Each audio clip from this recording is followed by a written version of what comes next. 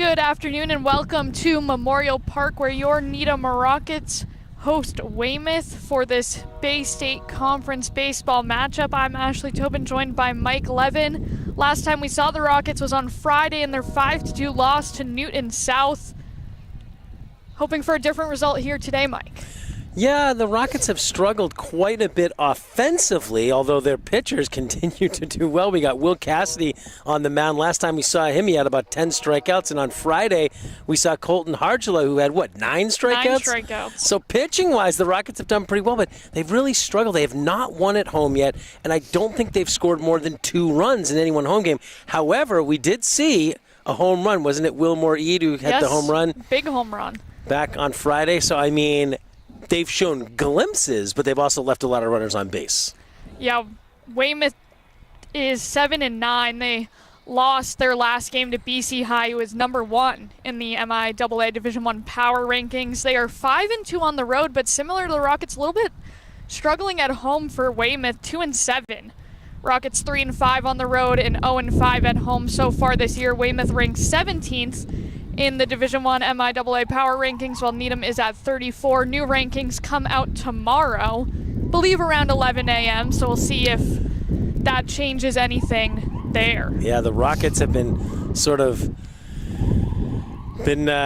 on the edge of the lightning bolt, as Macho Man Randy Savage used to say, where they were on the cusp for a while. You gotta, if you're in the top 32, doesn't matter what your record is, you automatically make it in. If you're below that 32 mark, you have to be at least 500 or better, and the Rockets are not at that, so they got to try to get a little bit above if they want to make the postseason, which they didn't last year. They did not. Framingham and Brookline are the 2 teams above them, so other Bay State Conference teams hovering around that area. Needham did beat Brookline earlier this year, as Colin Browning, the right fielder, will lead things off for Weymouth.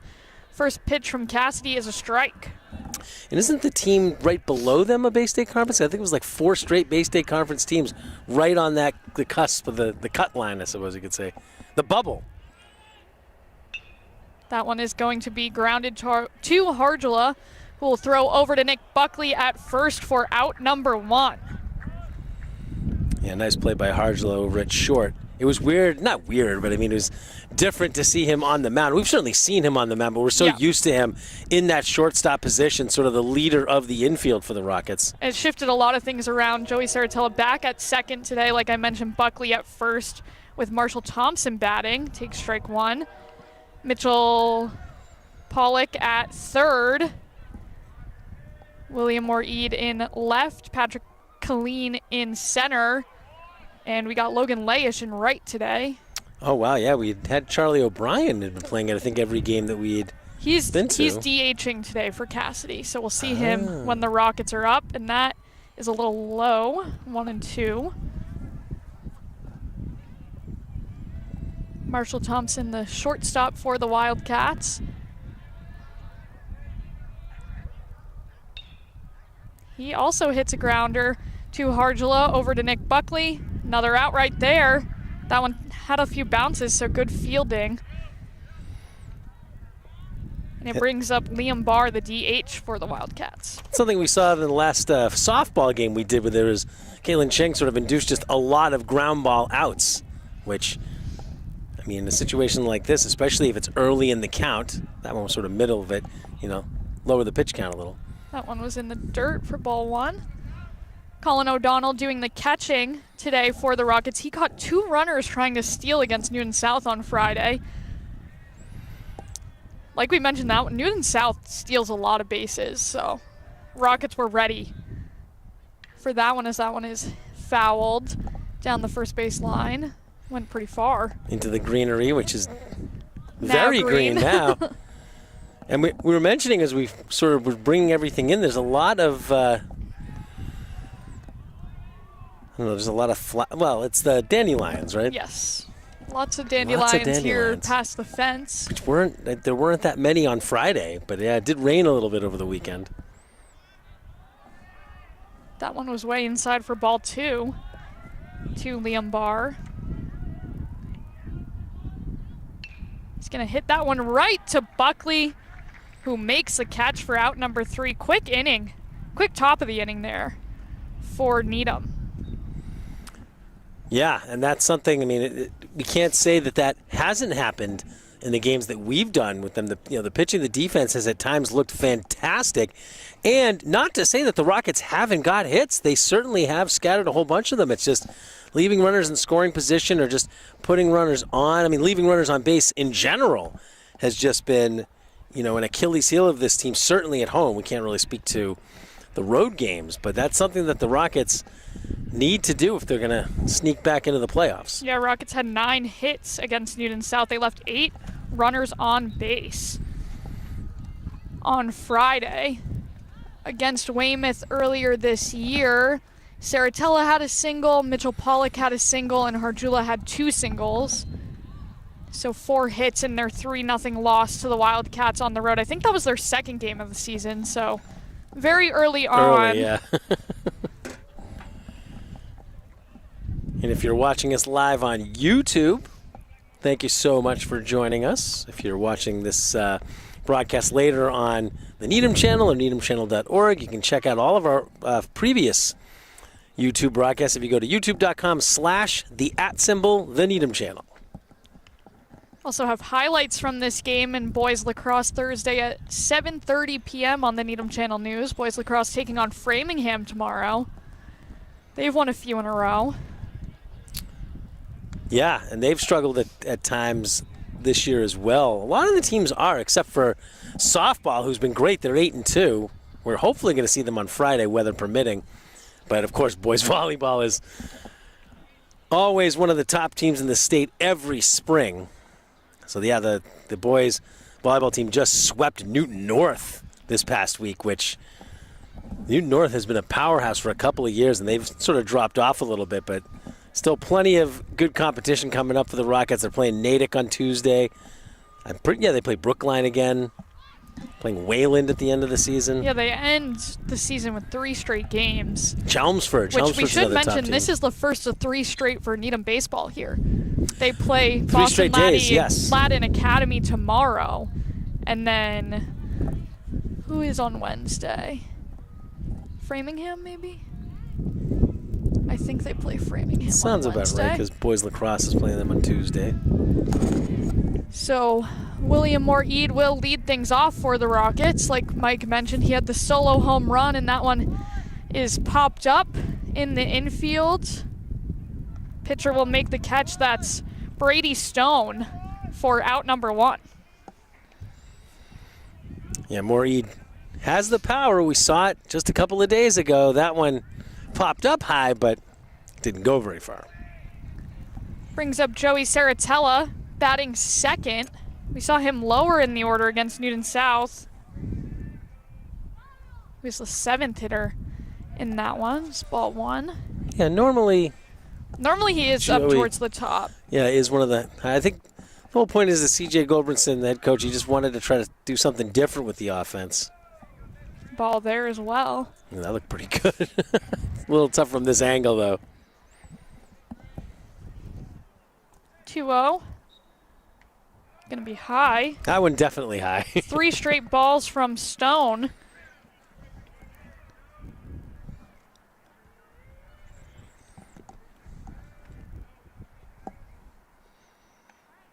And Saratella looks at a strike. He thought it was a ball, but the ump little delayed on that call. That's one of those times you should just freeze for another second or so, see what the ump says. Don't assume anything. Strike 2 right there, even though it looked a little inside from this angle. Yeah, maybe caught the inside corner there, but not a bad pitch. So now it's full count. Full count. After 3 straight balls from Stone, Saratella fouls that one back. Stone went 5 innings, 5 strikeouts, 2 hits against Bridgewater Raynham.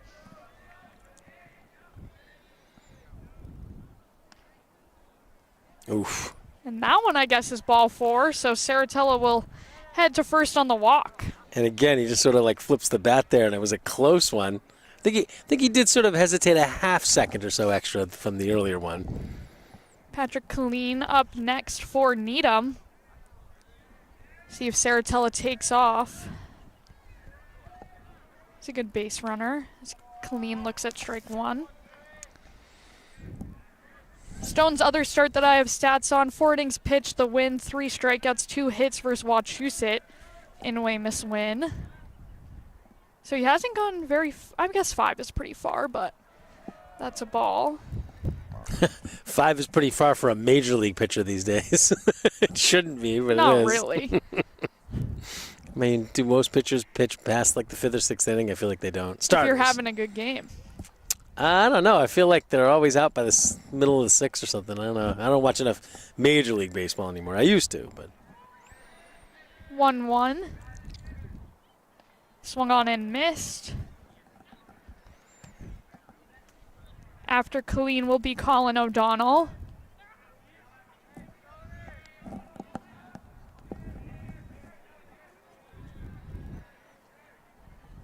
Ryan Gildea at first for the Wildcats. Adrian Alvarez at second. Marshall Thompson at short. And Ryan Ferguson at third. That one hits Colleen, so the Rockets will have runners on first and second with just 1 out. yeah, that probably didn't tickle on his back or shoulder or whatever it was, but Colleen does get to take first. Just to round out the Wildcat defense, Sam Abbott in left, Will Pratt in center, and Colin Browning in right. We saw Will Pratt, a few of these guys, 5 of them actually, in the 12-inning game between Needham and Weymouth last year. Which was around this same time last year because it was on a town meeting night just like it is tonight. First one to O'Donnell is a ball. Although I seem to recall that one was on like the first night of town meeting. I think. I could be wrong about that. I can tell you because I have it in my book.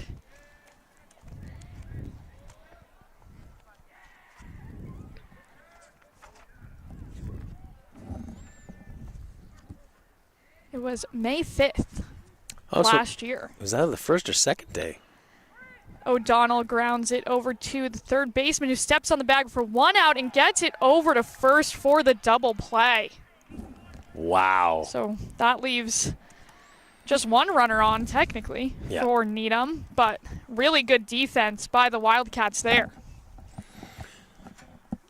Yeah, a bit of a surprise there on the just sort of roller over to third base. Like I can understand getting that first runner that's going to third, but the fact that he was able, he didn't exactly throw it hard. He sort of lobbed up this ball, and how the runner didn't beat out the throw to first is unbelievable there. Yeah, really good defense from the Wildcats. You're right, though. That throw, that didn't look lucky fast, throw. but it was on target. Yeah. Because you take a lot of risk going over there for that one if it gets by. Right. Exactly. If it's not on target, right. That's pretty crazy. So it'll be Will Pratt, Devin Kelsch, and Ryan Gildea up for Weymouth in the top of the second.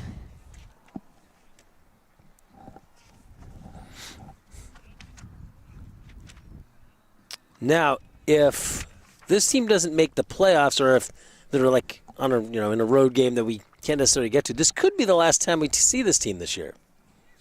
Yeah, I theoretically. think. Unless, do we have one more? I don't think so. Yeah, I don't think so. The way the schedule works. Because there's only it's this week and next week left in the regular season, and then we hit Memorial Day weekend, and then the playoffs will start after that. So this week we've got baseball Monday, boys lacrosse Tuesday, softball Friday, and then next week I think we have softball again Monday, and then I think it's another boys lacrosse game on Tuesday, and then I think it's that Wednesday we have boys volleyball, against Wayland, which closes out their regular season and our regular season. Will Cassidy did pitch in that 12-inning game. Did he start? He started. He went 4.2 innings, 5 hits, 3 runs, 2 walks, and 4 strikeouts.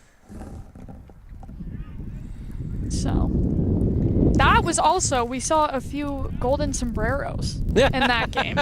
Ryan Gildea, who is on this Weymouth team still this year, he was one of the ones one of them. That's funny.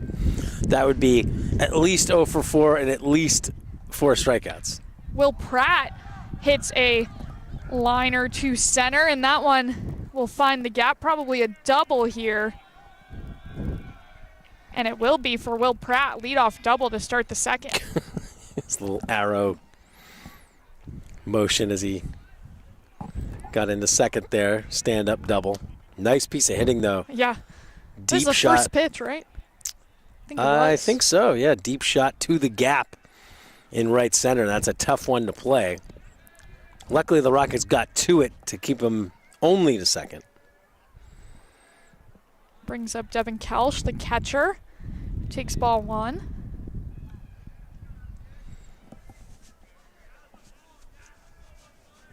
Don't have a ton of stats on Weymouth.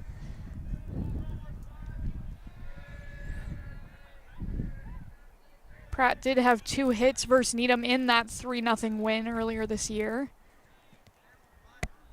He's got a big lead at second as Kelch looks at strike 1.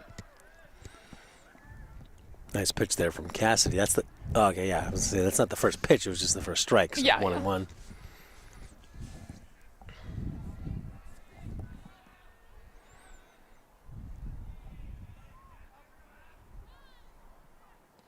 Gets him swinging on that one to make it 1-2. Nasty pitch right there. Yeah. Curveball, sinker, or something like that.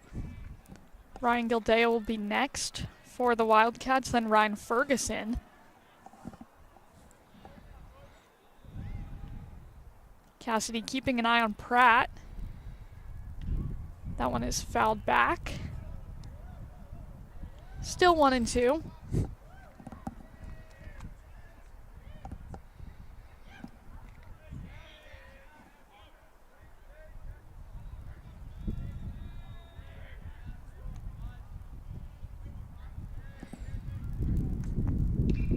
That one is popped up.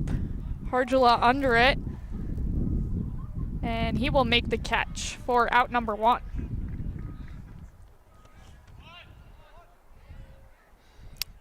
It's a good track. It's kind of hard when it's overcast like this. Right. It's not really sunny, but it's That's a harder to good point. lose the ball. Easier to lose the ball. Yeah, that's what I meant. Sorry. Against sort of, yeah, Because the it's gray against sky. the gray cloud, so it's like... Mm-hmm. It certainly is. So Ryan Gildea up for Weymouth. Swings and misses on that one. Cassidy's dealing now. Just dealing all kinds of junk there, and they're going for it. That's how you know when you're pitching well. Got time for some reason. I'm guessing the I think batter. they're talking to the... No. Wait, no, the umpire just pointed at the dugout, the Needham dugout. Yeah, I was going to say it was the infield ump who held off after some noise, I guess, from the dugout, but I feel like you're allowed to do that. I don't know. I was going to say, usually it's the dugout that's at bat that does a lot of the chatter. Gets him to swing and miss on that one, 0-2. But I was like, it does sound like that Needham is also... I'm hearing the chatter from the right side, but I mean... I don't know why that would matter. Unless they... said something not nice.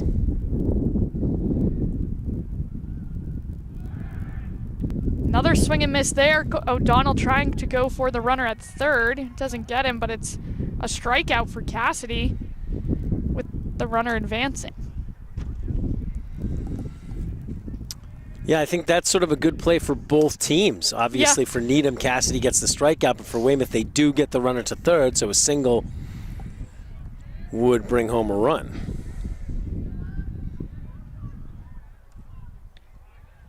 That's in there for a strike. And if you're Cassidy, you don't even worry about the runner on third. Right. Now, going back to that, the stop, have you ever seen that, though? Like, okay, a guy says something in the dugout. As the pitcher is, like, no, in his motion, you stop him? I don't think the infield ump should have done that, probably. That one was low for a ball.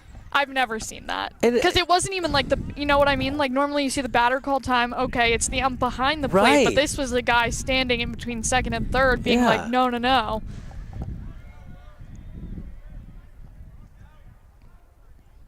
Swing and miss there, 1-2. So after the leadoff double, Cassidy having a good inning. Some really solid pitching. Cassidy's a junior, right? Yes. Remember we interviewed him on like the second day of our football media day when we were talking to all the juniors. I was like, I think it was just all juniors. Yeah, he should be part of the leadership council this upcoming fall. Right, for football. That one's a little bit outside for ball 2.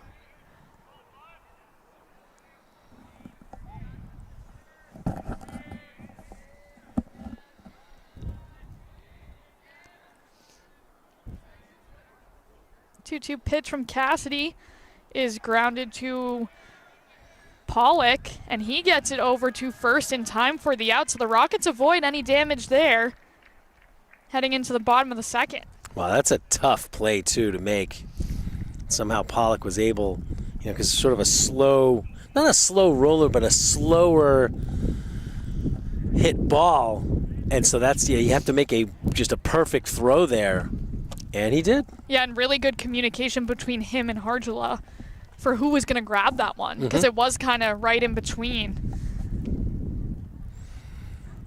And the slightest error there, not error, but like if you don't make that perfect throw, the run comes scores, home. Yeah, if he's safe. Exactly. Harjula will lead things off for the Rockets in the bottom of the second. And if it goes past him, you could end up with a runner on second, another runner in scoring position. Luckily, the Rockets avoid all of that. Right. That's the whole point, is that did not happen. So Harjula, Buckley, and O'Brien due up for Needham.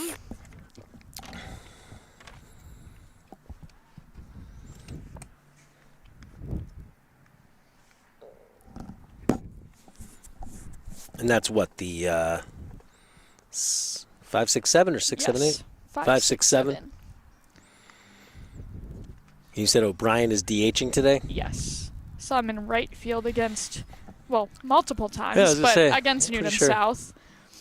In the previous 3 or 4 games we've done, pretty sure he was always in right. Harjula with 2 singles against the Lions on Friday. He did come around to score in the third after the home run from Wilmore Eade.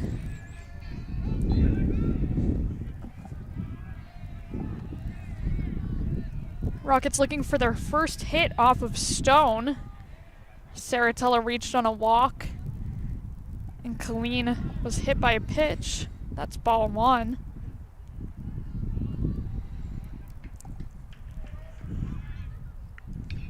That one is popped up in foul territory. Really far. Actually, not. It didn't end up that far. Stayed up here before the trees.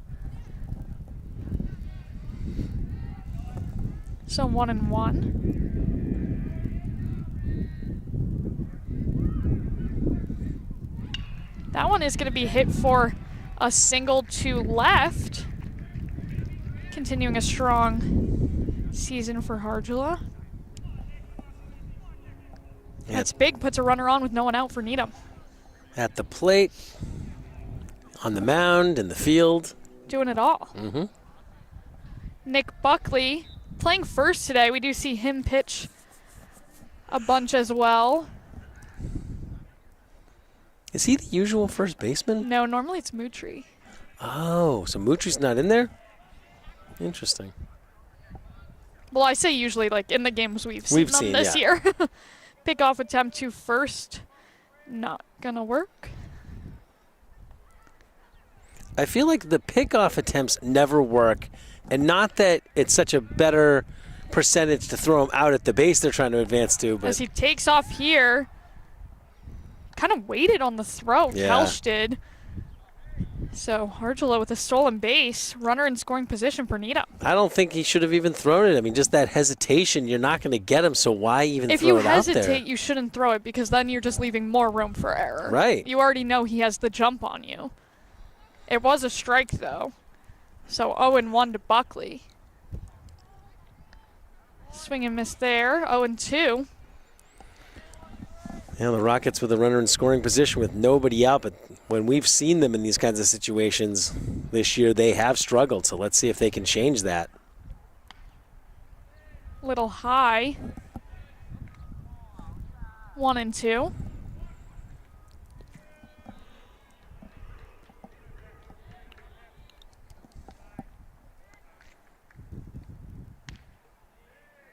Outside again, 2-2. Yeah, good eye after falling down 0-2.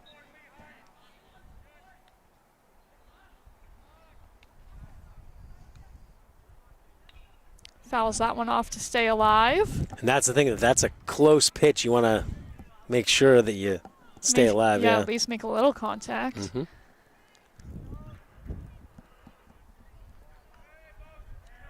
I don't think the Rockets have had a lead in the games that we've done this year. Have to check that as Buckley strikes out swinging for out number 1. First strikeout of the day for Stone. Brings up Charlie O'Brien.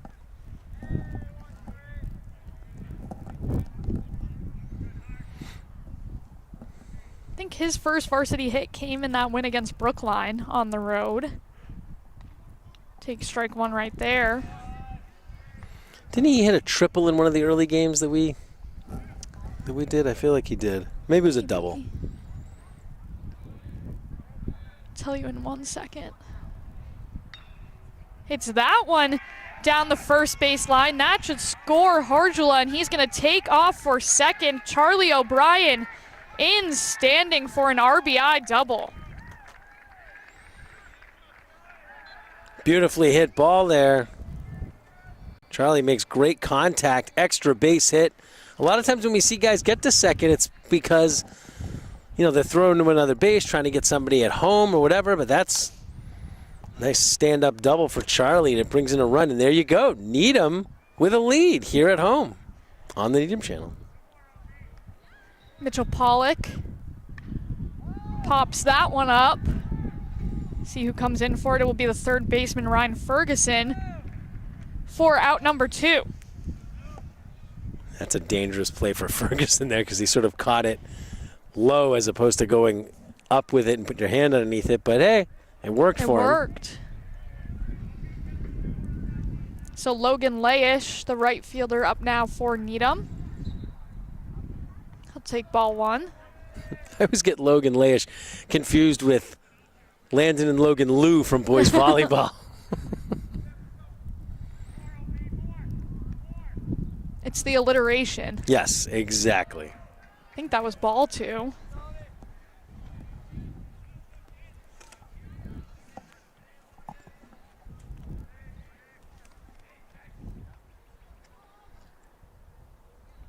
Swing and miss there for strike 1. 2-1 is the count.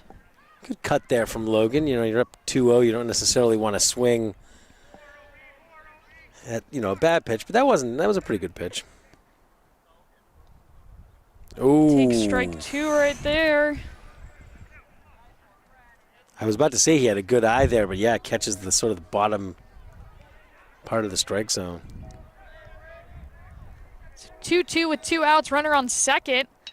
That one going to be hit into center field. Pratt will make the catch, and that will end the second inning, but the Rockets do push one across to take a 1-0 lead. Yeah, that was a great hit. It just sort of died hung right up there. Yeah, it hung up there a little bit too much. If it had been a little bit more of a liner or whatever, it would have just dropped right in. The Rockets would have gotten another run, but that's all right. They still got the one. Just to answer your question about Charlie O'Brien, I think we've only seen RBI singles from him at home, but he did have a double earlier this year. Okay, it was a double. That's what it was. Okay. Did he score a run? Yeah. That's what I thought. A few, I think. But anyways, we'll take a quick break and be back with the third inning here on the Needham channel.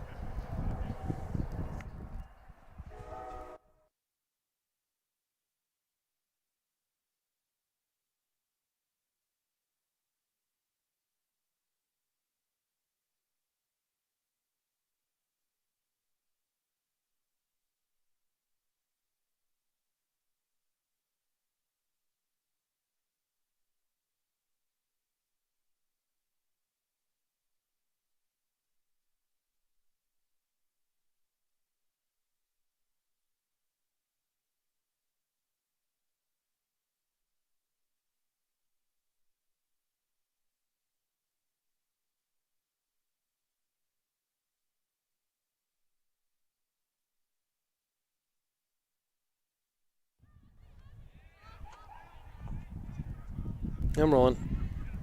3, 2. Welcome back to Memorial for the top of the third between Needham and Weymouth. Rockets able to get one across in the bottom of the second after Harjula singled to put himself in scoring position after a stolen base, and O'Brien hit him home with a double. First pitch there, a strike. Adrian Alviera is up for Weymouth, looking to respond, but he misses that one.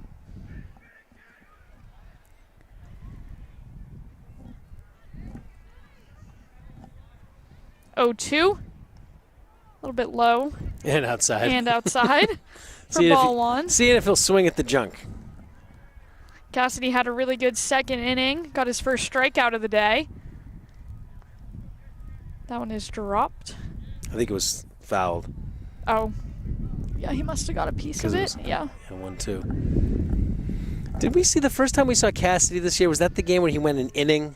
Yes. He was like an opener type situation.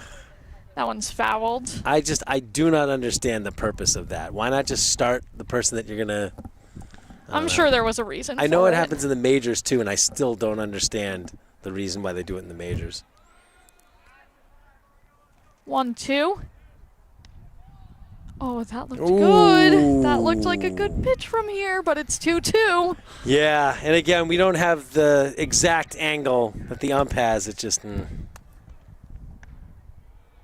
That's a little high, so full count for Cassidy. Oh, those last two were borderline pitches, and he just did not get the benefit of the call. That one's a strikeout. He tried to sell that it was way inside, but ref saw right through it, got him looking for strikeout number 2. I thought that did look way inside, personally. It was not that far inside that he had to get out of the way like that. Kind of similar to the bat flip earlier. Maybe the ref just not a fan of those. Not a fan of that antic. I mean, they are referees, yes. But Yes. That one was ball 1 to Sam Abbott, left fielder batting 9th. But see, if it's a strike, if it's a ball, it should be a strike versus ball. You shouldn't base whether agree, it is but I'm just saying, based on what the kid's doing. But yeah, no, you're right. They definitely do it all the time. They don't like it, yeah. And not just at the high school level, at the majors too. Got to get ABS down here. Yeah. 1-1 to Abbott. Fouled off. 1-2. After Abbott, we'll go back up to Browning and Thompson for the Wildcats.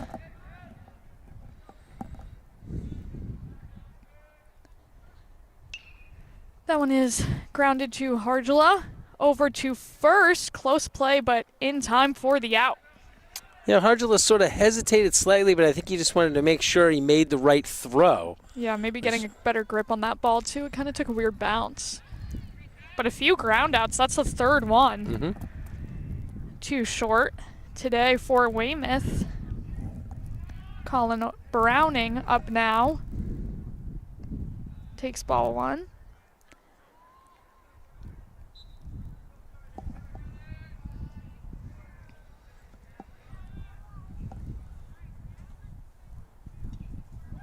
That one fouled back. Looks like it just got like the top part of his bat.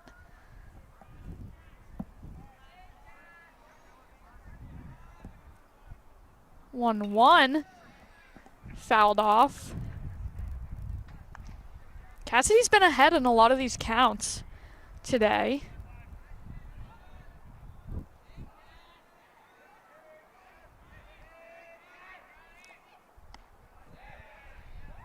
That one's a ball. Count even at 2.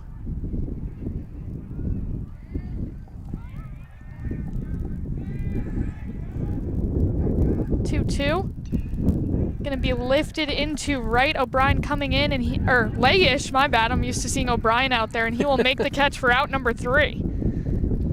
Go to the bottom of the third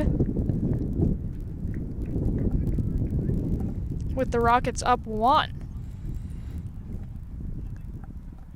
Yeah, great play by Leish over there in right. And yeah, 1, 2, 3. Go the Wildcats. Very nice. Yeah, still just one hit on the day for Weymouth so far. Cassidy doing a really nice job pitching.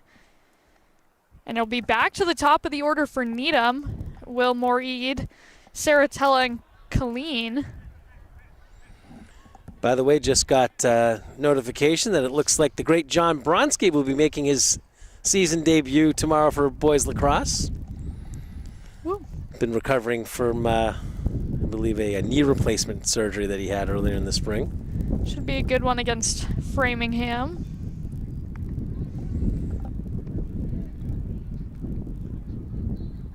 And we see the girls practicing behind us. We won't have a chance to see them before the playoffs. They should make it.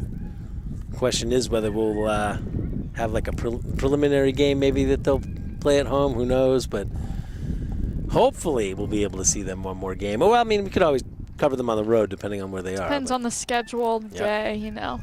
Yeah, this year's going to be a little bit different. The last couple of years, the first round has all been like Friday, Saturdays, and specifically Saturday, the weekend of prom and graduation. This year, graduation is late. It's Sunday the 7th, and the first weekend of the playoffs will be the weekend before that. So it'll be might be a little bit more spread out. Which I was going to say that's good. Yeah, absolutely. We would prefer it. Yep. And I don't even mind working the Saturdays, but usually there's like 4 games all at once. It's just a long. Or at least on the same day. Moreed takes strike 1. 2 years ago, I just remember we had boys volleyball at 4, baseball I think at 4:30, boys lacrosse at like 5, all here. And then we had softball at 7, so we ended up doing boys volleyball and softball, and we got some like social media highlights from baseball and boys lacrosse. 1-1 to Moreed. 2-1. He popped out to Stone. His first time up, it was a high one back to the pitcher. 3-2, or no, 2-2 now.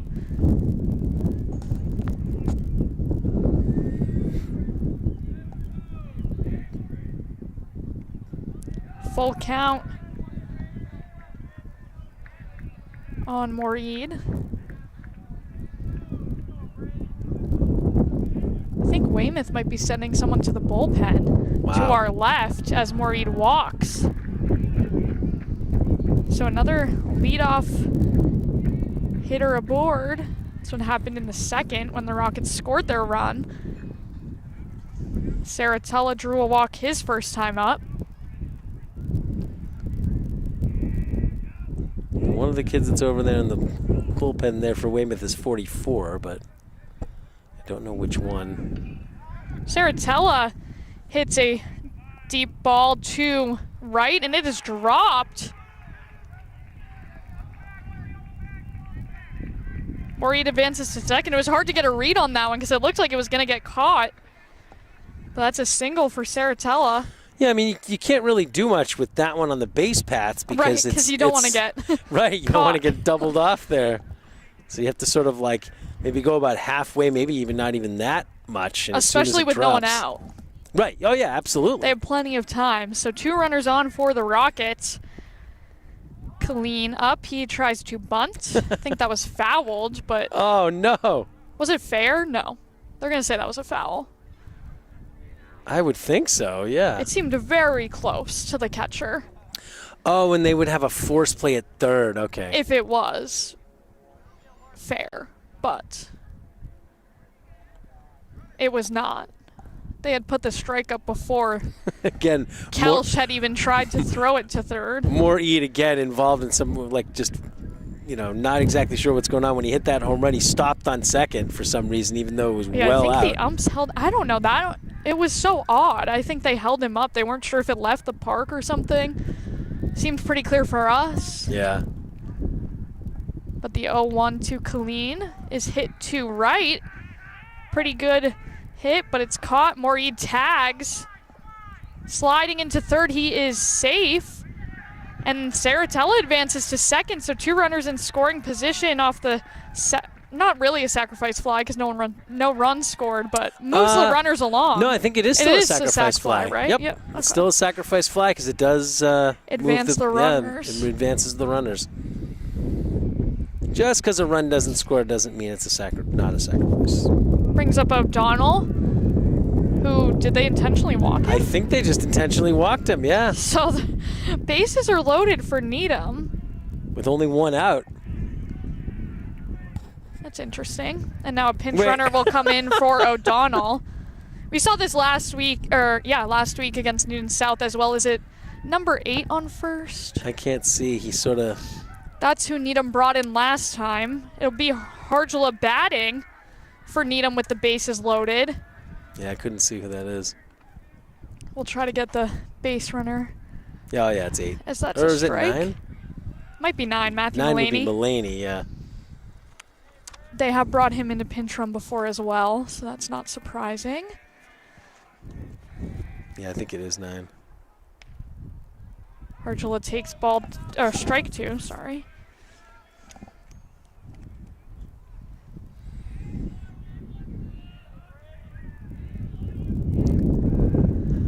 O2 hole for Harjula.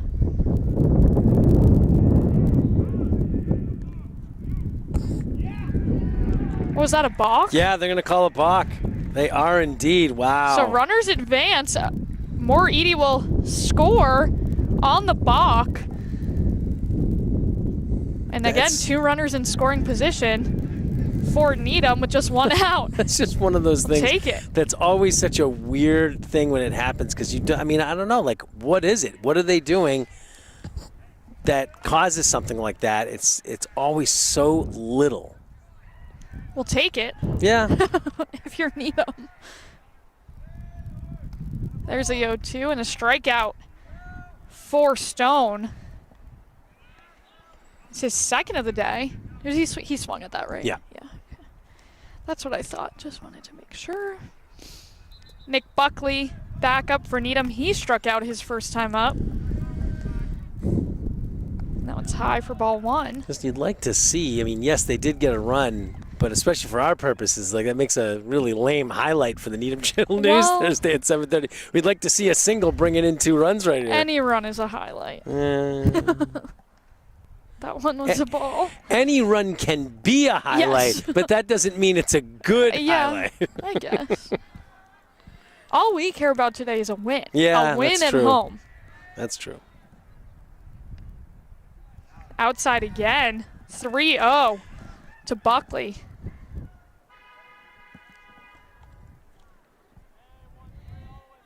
Weymouth still has number 44 warming up in the bullpen. I'll try to get a name on that in a second. Oh, I thought that was a strike, but Buckley will walk and the bases are loaded for Needham again. Yeah, interesting there.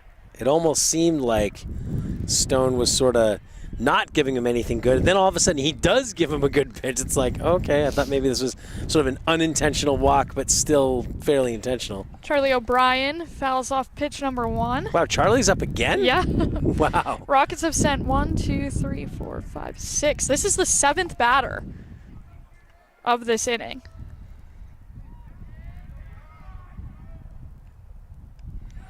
Doesn't quite beat that inning we did in softball where didn't they send 16 batters to the plate? That's that was insane. Crazy. Almost 2 times to the lineup in 1 inning.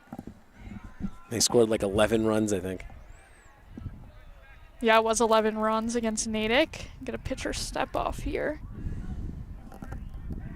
on the 1-1. 44 is Mills. I don't have a first name as O'Brien hits this one to center. Pratt is under it for the catch. And that will end the 3rd inning. But the Rockets do get 1 across. Yeah, on the balk. But again, leave 3 runners on it. They left the bases loaded again. And again, similar to how they got out of that last inning where it sort of lifted a little bit too much. If it was more of a base hit, that could have brought at least 1, if not 2 runners home. Pratt covered a lot of ground out in center field. He's a good defender. Also had the double, so he's doing a lot for Weymouth so far today. But the Rockets do send a bunch of batters up 7 And we'll see if Weymouth makes a pitching change the next the next inning, time they come through. So Rockets get one on the balk. All started, though, with, the leadoff walk from Moreed, who ends up coming around. Saratella had a single. They intentionally walked O'Donnell, and Nick Buckley walked. So basically, almost all walks in that inning, besides the Saratella single. Oh, okay. I was about to say, did they actually have a hit? Yes, they had They one had one hit. single from Saratella, but 3 walks. And that was the first hit of the game for them. No. No, they had Colton hit a single in the second, and the double from O'Brien. O'Brien. There was a double, right? Yeah, right. That scored the first run. So now that was a highlight. Yeah. Sorry, a good highlight. Go to the top of the 4th with the Rockets up 2-0.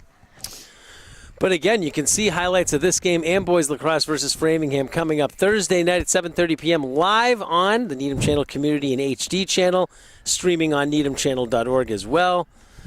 We'll have more. Derek Reisner will have his movie review. Oh my God, it's Bill Dermody. What? Did you tell him this game was happening? I did not. Well, I sent him the schedule in the beginning of the year. No, I'm off the board. She doesn't invite me anymore. That is not true. I thought you'd be busy with town meeting. Oh yeah, town meeting's tonight. 7:30. I don't know, until 6:45. Here, Bill. You're a busy guy. Here you go, Bill. You want to hop on? I'll give it up. Yeah. Marshall Thompson batting for the Wildcats. So you got Bill Dermody hopping on. He hits a grounder to second. Throw by Saratella over the head of Buckley. It's a tough play. You got it barehanded. It's the only play you really have, you know. Yeah, super tough as he jogs to second. But 2-0 Rockets here, huh? Yeah. See, that's good. You missed Needham scored on a balk last nice, half inning. nice. Always fun. I saw. What's Michael O'Brien's son's name? He plays. Charlie, he had an Charlie. RBI double in the second. I just saw him over there. He said, "Geez, the last game, Dad, they talked about you and not me." So I go, we got to make sure we mention Charlie today. He's very excited to be on this team. He loves baseball. That pitch gets by O'Donnell, and the runner will advance to third with nobody out. I think he actually does some down the Cape, and one, you know, the Cape Cod League helps them out. You know, the son, not the dad. Charlie helps out on the Cape. Yeah, I think he's like an intern or something. You know, just That's cool. Liam Barr, Who's on the bump? Will Cassidy. He's got 2 strikeouts so far today. Bringing the infield in with nobody out. That was just the second hit he's given up. On the ball. 2-0. I love baseball because there's so many debates about what to do, you know. Like, do you bring the infield in? Do you have to? I mean, you don't have to. I guess you have to here. Why? Well, you don't have to, but the Rockets have. Right. Swing and miss there. You don't have to, but they're like, so if you play back, you give up the run, but you get the out. Do you give up a run for an out? I don't know. Because if he gets a base hit, he's going to be In anyway. you know, on first. Time again called by the ump in the infield. A balk. And now they get Cassidy. What? 2 balks in one game? 2 balks in one game. Love to know when the last time that happened. And I think CJ wants an explanation. But he's the other ump behind all plate said to the ump, you come over and Yeah, because hit. he's the one who CJ called don't- it. CJ, don't come out in the field. The infield The ump infield called ump it. called it. Watch. The infield up has been so weird in this game. He called time because apparently he heard something coming. But it's interesting. The home plate umpire said, CJ, you can't go on the field. The other ump has to come to you, and he pointed to the other ump and said, come talk to him. He's not going to win this argument. Oh, well, actually, though, he is talking to the other ump. CJ's just standing there. I'm just like, surprised it would be the infield ump again. CJ's doing just that, standing there but- like, I don't understand. I wouldn't be surprised if the Weymouth coach comes out too for this he's conversation. he's coming out. He's coming out. But now mean, he's turning back around. imagine if it got overturned. I've never. I don't think you could. In But this why? situation. Why we talk to him then? I don't know. It's a long Usually it would stoppage be. here. Usually it would be the home plate umpire Yeah, though, because he's looking right at him. And when, That's what I'm saying. Why would the infield ump call it? Let me call that stuff. yeah. Now he's going to So- talk to the pitcher about it. 2-1. See, he's saying, come set. I think he's saying you looked down and up and you didn't pause or something. It's something to do with the head movement, it seems like. They're going over his like front. His stance, yeah. It almost. His motion. And then he pats him on the back. Sorry, kid. Sorry, kid. Well, move 2-1. Well, this answers the infield in or out, right? You put the infield back now. Yeah. I mean, now no one's on, so you don't have to worry about it, I guess. You said there is a balk too, when already. Yeah, Before this? they called the Weymouth kid for a balk with the bases loaded. That's cray. That's what I'm saying. It's like once, maybe. Was it the infield ump as well on that? No, No. I don't think so. 2-1 hit to Harjula. He throws it over. It takes Nice a bounce, scoop. but a nice job by Buckley to get the out there. That would have got the run in though. Right. That would have got the run in. So. Brings up Will Pratt, who doubled. And it would have probably got the run in and been a base hit. Yeah. So then it would have been, there would be a runner on first right now with nobody out. That one's in the dirt. Who we playing? I don't even. Weymouth. Was it this a rain out? Nope. Was there rain out last week? No. That game will happen tomorrow. Boston Latin Academy. So a busy week for baseball, And they right? play Wednesday. And they play Saturday. So 4 games in a week for the Rockets. There's a rip. As Pratt hits another 2 left, but he'll stay at first. 2 for 2 today. What number is he in the owner? 4. So I guess Busy. Well, you expect sort of that. We have, for softball, we have Friday and Monday. You around Friday? You're going away. I might be around Friday. Ashley won't be there. Where you headed? Somewhere good? UVM. My sister's graduation. Well, fun. I just came from a graduation. They're fun. Congrats, Brooke. Shout out, Brooke. Can I congrats Ryan then? Yeah, of course. Ball 1 there to Devin weekend. Kelsch. I forgot this hat. I have so many Wisconsin hats. I didn't bring a hat. And I got. Remember when he was in Wisconsin? I was frying at the. I think the batter called time very late, though. Did he give it to him? He did give it to him. So it's still 1-0. Yeah, it looked like the pitch was halfway there. Yeah. By the time he put up his hands. Well, still, is it early in the season or is it middle or his steal? He's got him. Colin O'Donnell gets another runner stealing. Out number 2, count even at 1.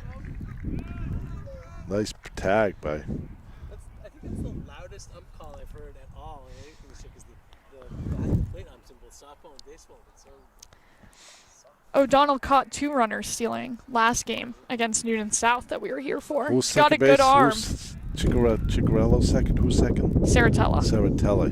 He put a nice tag down. Was it Saratella or did No, it was Harjula come I over? thought it was Saratella actually, All right, maybe. which you usually believe wouldn't you. see, but it was Saratella. 2-1 to Kelsch. Bases clear again.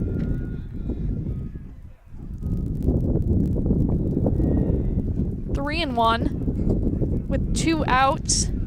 Nice job by O'Donnell keeping that in front of him. Yeah. He's- Although I guess now with the bases clear, it doesn't No, matter still, as it's much. still nice though. It's nice, yeah. That one's Oh, gonna be high. He walks Kelsch. Brings up Ryan Gildea. we need a clicker to keep a pitch count, huh? Yeah, Clicker. clicka. Can you believe Ryan's girlfriend's father thought I had a Boston accent? Can you believe that? Really? Ryan's girlfriend's father, we went out to dinner with him, said, geez, you have an accent. A Boston accent. You can hear it a little sometimes. Well, you guys are used to it. That Just one's inside. Great day for a game, huh? A little Yeah, pretty overcast, nice. cold, but nice. Not as windy as it has been for a while. Ball 2. Cassidy having some Control issues yeah. here. This is the 5th batter of the inning. It's the most he's faced so so far today. He faced 4 in the second. Just outside. 3-0.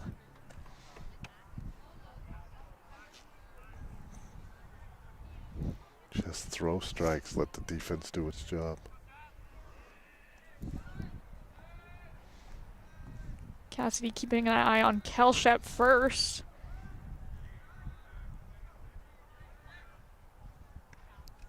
That one's in there for a strike. Battle back here.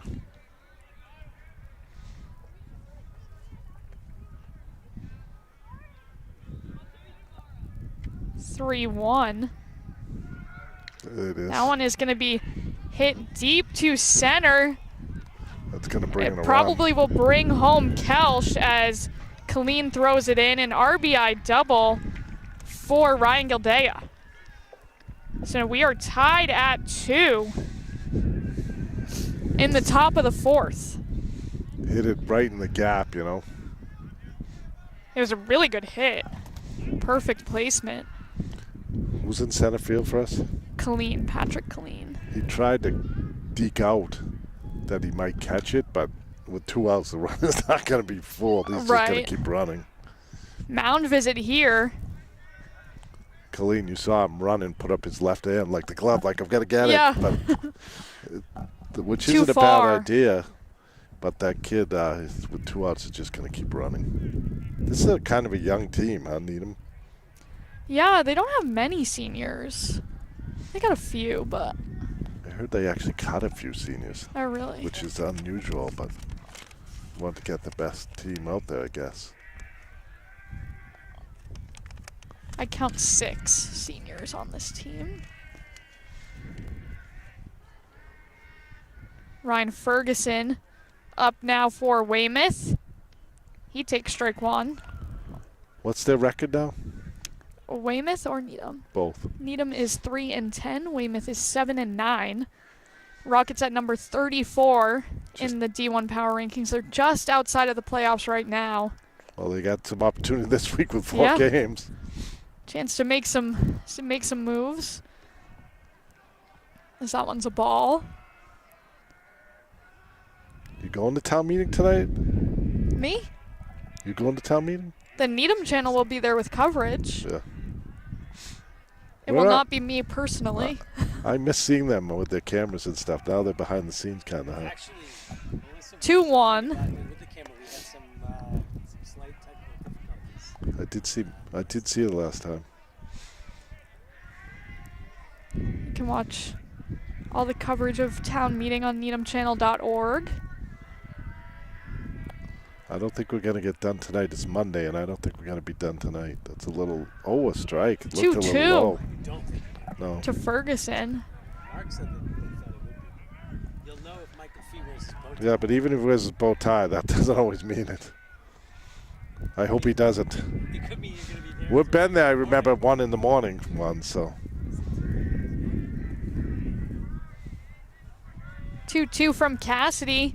Nice Swung pitch. on and missed for strikeout number 3. Cassidy leaves a man on board. We are tied at 2 heading into the bottom of the 4th. So nice job by him battling back. Yeah, good recovery. After the balk and the double. Gave up 3 hits that inning. All right, well, I didn't bring him much luck since it was 2-0, so I'm going to give this back to you, Mike. And no, I got to go. I got things to do. Place to see. I got to get ready for tonight. He's making important decisions for the town. Yeah, so I got to get ready. All right, Thank you, thanks. Bill. Keep up the good work, you two, all right? We'll see you Friday for softball. Mitchell Pollock will lead things off for Needham. Oh, right. Came to that game, was it last week? Yeah, I think it was last week. I don't know. With Judy and Beth. Oh, yes. I think it was Tuesday. Yeah, it was definitely Tuesday. So Rockets give up 2 runs in that inning. We are tied at 2. Mitchell Pollock, Logan Layish, and then back up to Wilmore Eade. Since the Rockets sent 7 batters up in the 3rd. And it's still Brady Stone on the mound, I believe, number 13 for Weymouth. They did have Mills warming up in the bullpen last inning, and he heads back out there now. I think that's still him, yep. Oh, yeah, that's interesting. Maybe after the Wildcats tied it up, they decided to give him more time to warm up. I don't know. Well, I mean, also it's a Tie it's a tie game. game now, so I don't know. Strike one there. We necessarily need to bring him in now, but Just have him ready to go. That one is very inside and high. yeah. 1-1.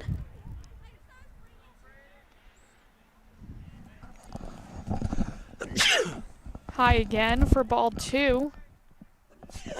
Woo, bless you. Haven't been affected that much by the pollen, but every once in a while I'm sneezing. High again. 3 straight balls. Well, especially because that bee's been sort of like circling around. There's this one bee that's like collecting pollen from all the different dandelions out here. Maybe he dropped some on me. I didn't notice. Pollock walks. So another leadoff man aboard for Needham. Boy, how many like non-hit base runners? Because I mean, there haven't been anybody that's been reached by an error, but a couple of walks and 1 hit by pitch for Needham. That is the 6th batter that is reached not on a Is hit. that 5 walks? 5 walks, 1 hit by pitch. Wow. And the 1 intentional walk. That includes, yeah. Yeah. That definitely counts as a walk. Base Pollock on balls. with a lead at first. He gets back in to first. Ryan Gildea trying to keep a tag on him extra long in case he pops off the base. Is Pollock a big-time steal threat? Looks like he's got some speed, but I'm not sure. Ball 1 there for Logan Layish, who lined out to center his first time up. He's going to pop that one back for a foul. 1-1.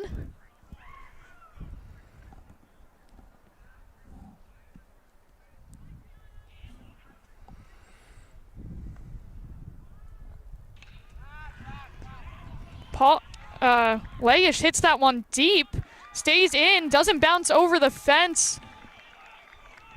Mitchell Pollock rounding third. He's going to get there before the throw. Layish takes off for third and slides in. And the Rockets regain the lead 3-2. And now we'll have a runner on third. And the Rockets get that 3rd run. We have not seen them score more than 2 runs in these home games that we've done this year, so that's huge right there. I mean, that one very nearly left Memorial Yeah. Park. It stayed in. It did not bounce over, but basically it might as well have. Although actually it's better for the Rockets. No, it's better for the Rockets that it didn't because they would have held up Pollock at third if it was a double. Now we're back up to the top. Wilmore Eid. Was he at? No, he was at first. Yes, so he would have had to stop. Right, so they would not have taken the lead. So it's better for the Rockets that it stayed in. That one's in. Oh, they called that a ball. I mean a strike. 1-1. It is hard with the infield ump, like right in my way. Yep, and in our vantage point as well. 1-1 is hit to center. That's another base hit. Layish will score on the RBI single from Wilmore Eid. You know, we've seen the Rockets send a couple to the outfield and just the ball would just hang up there enough for the outfielders to make the grab. But that one right there, a perfect piece of hitting right through the middle. Brings the run home. Yeah, nothing that the Weymouth outfielders can do as the center fielder playing hacky sack with his glove. And now we'll get a mound visit for the Wildcats. Yeah, now it kind of makes sense of, they had somebody warming up. Where'd he go? He might have come out. Maybe he's coming. Yeah, maybe he's he coming might in. be in the. So big RBI double from Leish to get that one started. And then he comes around to score. Bill just texted me, see, all I had to do was leave. Yeah, 44's in there now. Bill thinks he's bad luck Yep. for this Rockets team. But a 4-2 lead, still nobody out for Needham. And 4 runs matches their highest total this year. They scored 4 in a loss at Walpole.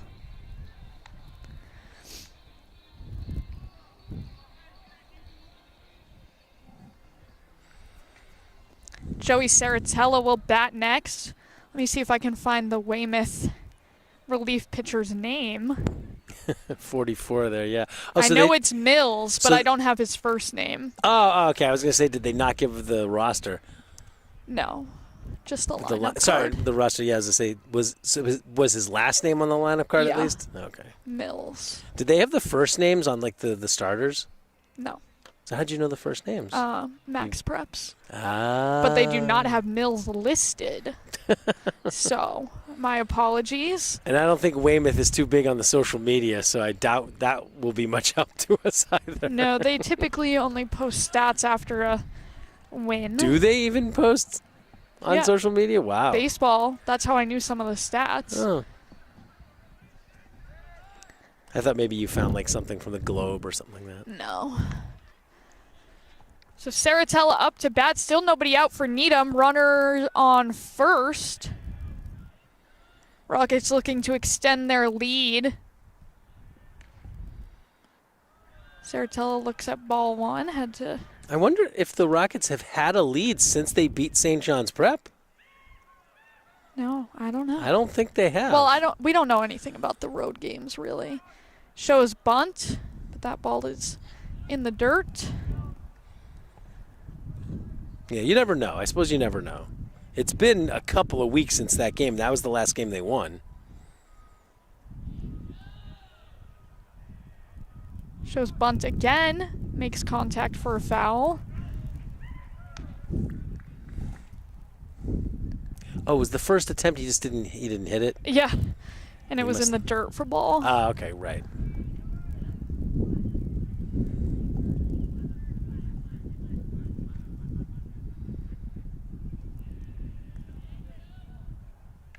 Saratella hits that one to right. Pratt, though, covers a lot of ground to make the catch for out number one. That's a big first out for Weymouth right there. Pratt doing a great job. Yeah, like you said, covering a lot of ground. I thought the right fielder was going to come in for that one, but Yeah, I mean, again, I think like we've seen a bunch in this game, the Rockets on the contact there, it just hangs up a little bit too much. Because if it was a little bit more down, that's an easy gapper, and that's at least a single. Probably just a single just because there's no force, and there's a runner on first already. Colleen looks at strike one.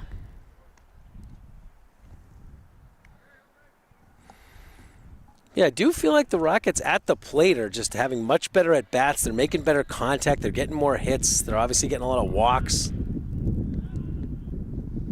And more importantly than that, they've fouled. scored 4 runs. Right.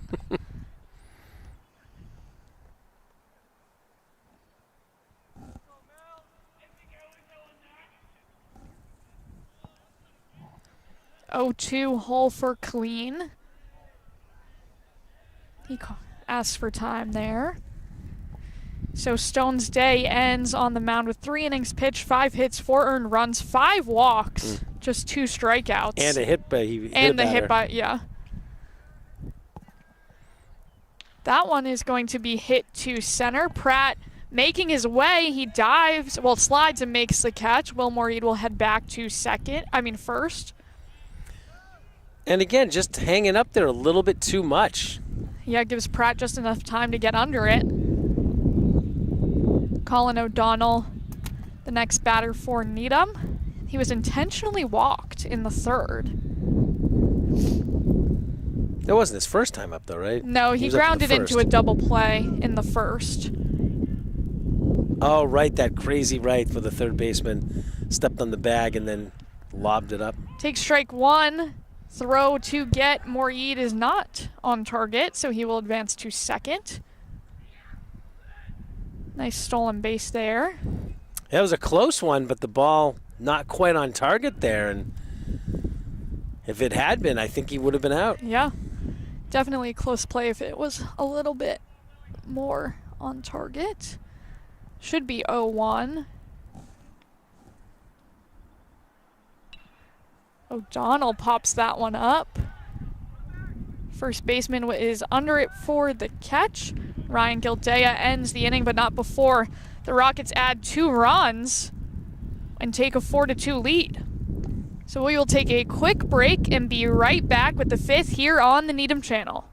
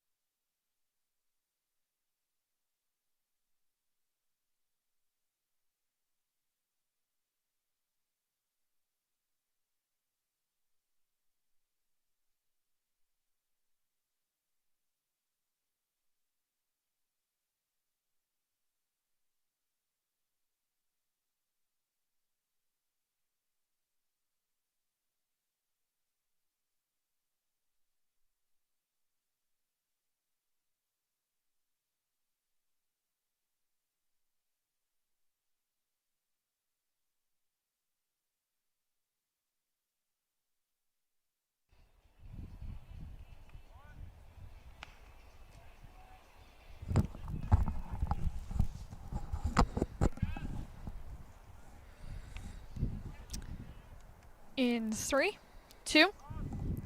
Welcome back to Memorial Park. Needham leading Weymouth 4-2 in the top of the 5th. Rockets with a strong second half of the 4th to go back up after Cassidy allowed 2 runs by Weymouth. They show a bunt. I think it was fouled. But yep. Number 2, Adrian Alvieres, went all the way to first. So strike 1.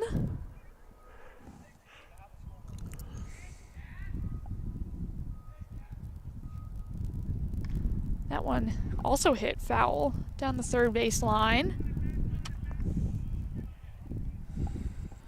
This game's moving along, I feel like. Yep. Although it's been an hour, almost an hour 20. Already in the 5th, though. I don't know. I guess it depends Another on whether foul there. the Rockets keep the lead. Yeah. Because if they do, by the time we get to the 7th, it could be over after 6.5. But still a long way to go. 0-2. That one swung on even though it's in the dirt. O'Donnell will throw to first to Buckley. Strikeout number 4 for Cassidy. Second time he's got an Alvieres. Not the best swing I've ever seen, but yeah, I was going to say it ended up in the dirt and the Rockets able to get it to first for the out.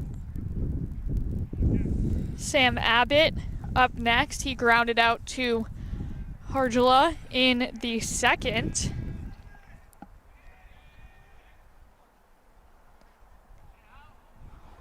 So a ball, I guess. Yeah.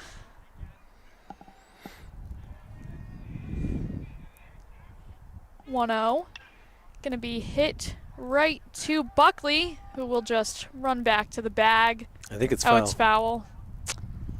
They were going pretty slow, so that makes more sense. Everyone kind of slow on that one.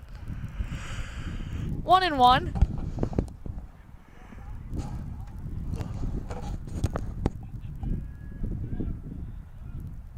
Rockets looking for their first win since April 21st. Swing and a miss there. 1-2.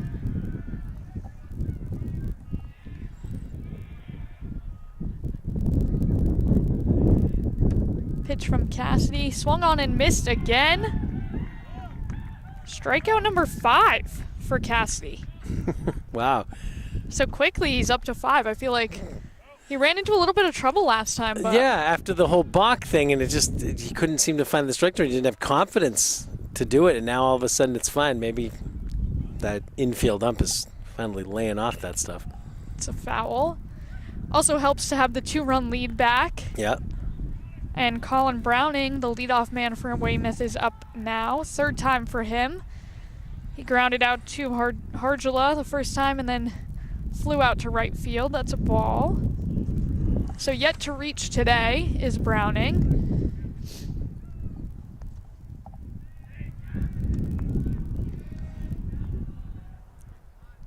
One. Grounded right back to Cassidy. He will toss it over to Buckley for out number 3. Quick half of an inning there for Needham defensively after going up again by 2. Yeah, you like to see that. You know, you have a great inning at the plate, and then, 3 outs, it happens, go back out in the field, and then boom, boom, boom, very quickly. So it works in the Rockets' favor for sure as they're coming back up to bat. And as you said, Ashley, the game is moving very quickly as we're already going to the bottom half of the 5th. You'd like to see the Rockets get a little more. A couple more runs just because we haven't seen them score that many at home. And I mean, the most they've scored in any game this year is 7? 4. So, yeah. So they scored 4 in a loss to Walpole on April 13th, and that's been their highest total this year. So, yeah, let's get some more runs. Even in runs. their wins, they've scored 3 and 2. So, different pitcher on the mound for Weymouth, still Mills, but Stone started this one. Different pitcher than the starter, yes.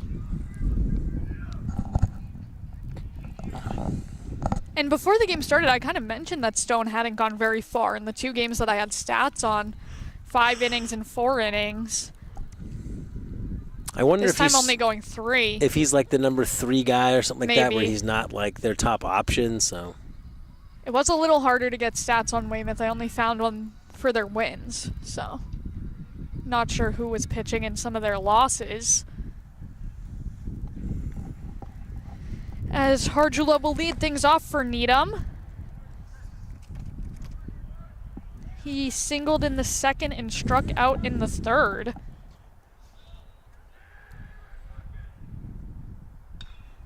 Hits that one deep center, but Pratt is under it. Again, kind of hanging up there for a quick out. yeah, Rockets have done that a lot in this game, although they do have the 4 runs, which is great, but they could have more if they were able to get some of those They down are a little making bit. a lot of contact. Yeah, and they're making good contact, deep contact. I mean, that's a well-hit ball. Will be Nick Buckley up next. He struck out in the 2nd and walked in the 3rd. As he took strike 1 or something. Fouled it off. Fouled it off.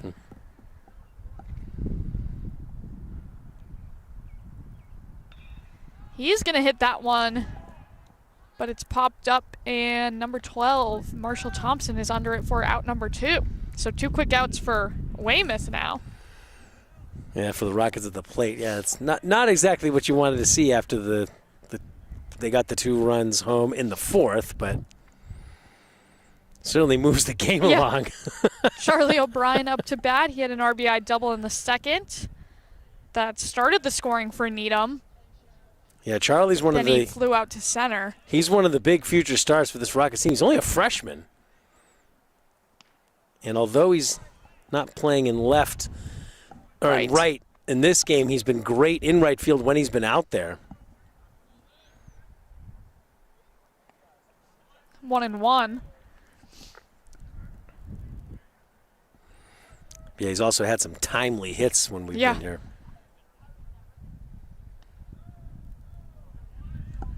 Two and 1.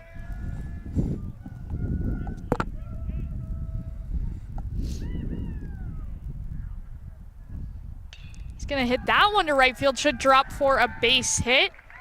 Single for Charlie O'Brien, who's 2 for 3 today.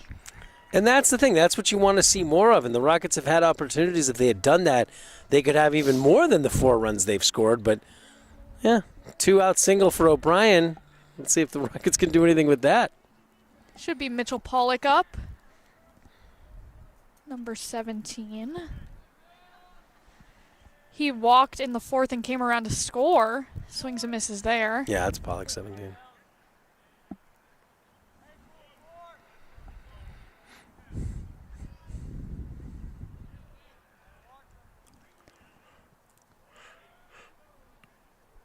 Oh, 1 is fouled back.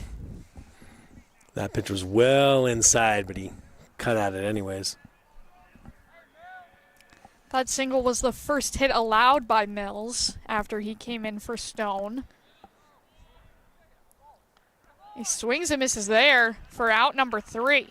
So we'll go to the top of the 6th. Needham up 4-2.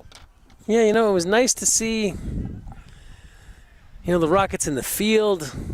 They got a couple of runs, and then the top half of this inning, Weymouth just didn't do anything. So the next thing you want to see is the Rockets be patient, maybe get some good hits or whatever.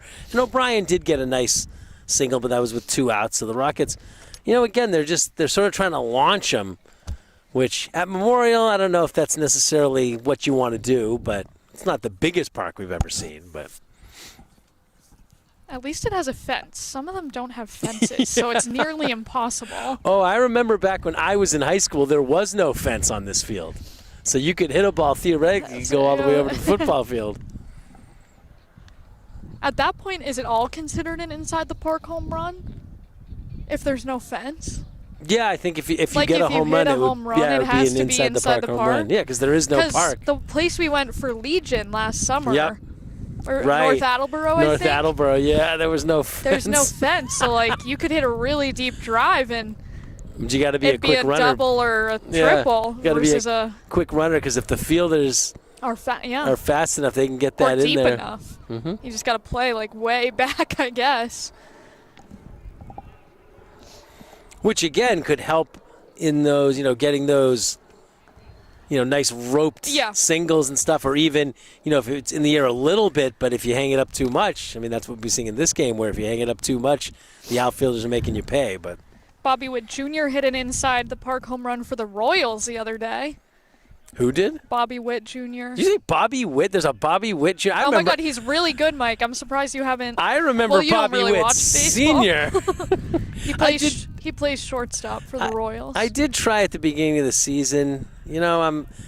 That's strike one They- on Marshall Thompson. They just released the bracket for the NCAA softball tournament last night, so I will definitely be into that this coming weekend. It's one of the most exciting weekends in sports. If you've never watched the NCAA softball tournament, the first weekend, the double elimination craziness, be using it again. That one is popped up by Thompson. Buckley under it, and he makes the catch. Nice adjustment. Yeah, he almost fell. And he sort of kept his balance and made a nice play there. But just sort of going back to the softball again, it's just this craziness because you have, is it 16 sites or is it 8 sites? No, I think it's 8 sites. But basically, you have 4 teams at each location. It's all double elimination. So the first 2 teams, they win, they advance to a semifinal. The losers face each other in a loser's bracket. The loser, that's out. Then the second day, the winner of the semifinals advances to the championship, and then the losers face each other. The loser, that's out. The winner faces the team that hasn't lost yet for the championship. But if that first team that hasn't lost yet, if they lose that first game, you got to play them again because you have to lose twice. So it's just, and then you have weather conditions at all these places. It's all outdoor stadiums and such, and a lot of it is like SEC, Big Ten country, some ACC. 2-1 on Liam Barr.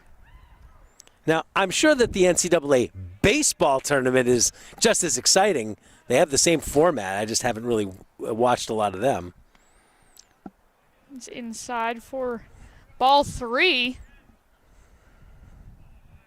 The one thing I will say is that there's a player on UCLA that just broke the single-season home run record with her 38th. But there's another player in Oklahoma that was close to breaking it. I think she's on 36. So the season isn't over yet. And then there's another player at UCLA that is 33.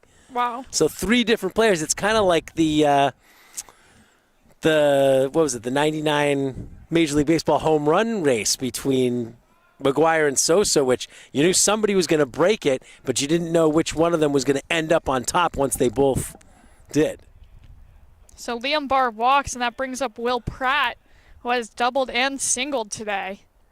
Except the difference is we're assuming that these girls are not on steroids, whereas Sosa and McGuire were. And they've both, I'm pretty sure they both admitted it. Definitely McGuire did. Swing and miss there, 1-1. O'Donnell ended up throwing over to Buckley. Trying to get Barr over there. Count even at 1.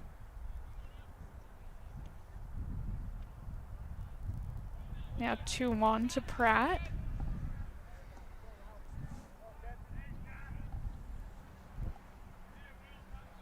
Oh, by the way, you still have it on end of the 5th. Oh, oops. So much to do I know. between the scoreboard, the scorebook, and calling it. And calling it. And did I see you tweeting too? No, I was looking at the Twitter to make sure I didn't miss anything as Barr takes off for second. So stolen base there. And a runner in scoring position for Weymouth with just 1 out. Yeah, if you're Weymouth, you sort of want to just try to manufacture this run home any way you can with only 1 out. It's actually 3-1. Oof. And 2 walks in a row from Cassidy. So I guess the stolen base doesn't end up mattering that much. No. And we'll get a mound visit here for the Rockets. It is the top of the 6th, but I mean, didn't he have 1, 2, 3 innings in this game? Definitely 1 the last inning. He had 2. He's actually had 3. 3, yeah. So I mean, The first, the third, and the 5th. So I don't know what his pitch count is, but it's probably pretty low. But it just seems like with everybody coming up there that maybe this is a. I don't know who would come in. It might have to be. Maybe I didn't see Harjula. anyone running, warming well, up. But unless he's more of a starter. I as think opposed he's to more of a starter, but I'm not. I think they would leave Cassidy in this situation. I would think so too, but Maybe they start warming someone up, but doesn't seem like it though. Devin Kelsch is the hitter for Weymouth with 2 runners on and 1 out. He's the catcher. He is the catcher. He has popped out to Harjula and walked. Came around to score in the 4th. That one's low. Yeah. See, the thing is that he's definitely struggling to find the strike zone in this inning. So that's the only thing that you need to be worried about. Which is kind of what we saw in the 4th when Weymouth scored their 2 runs. After the balk, he kind of struggled to. Well, there was some questionable umping there. Oof. Did that get him? Yeah, it did. So base is loaded. Yeah, I think now you have to be considering, I think that's it.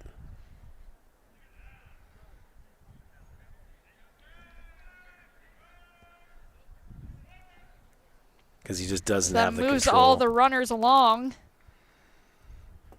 And I think Nick Buckley is going to come in for the Rockets to pitch, who is playing first.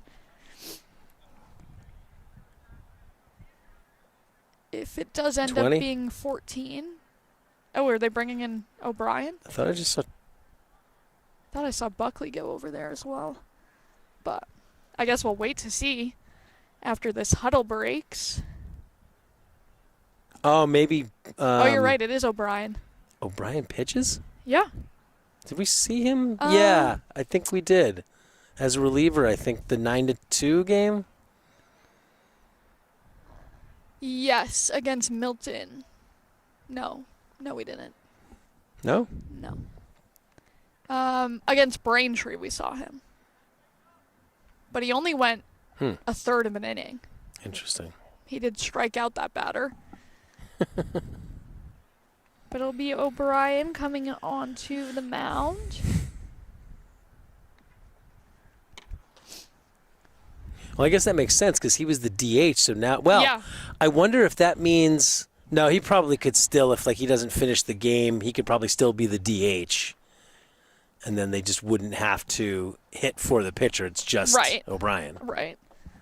which would make sense. It kind of makes more sense than shifting everyone around in the outfield or in the Well, normally it would be the outfield because But, O'Brien yeah. usually plays in the outfield.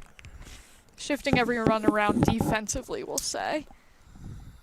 But he comes in a very high pressure situation with the bases loaded for Weymouth. And only one out. Only one out, and Needham only up by 2.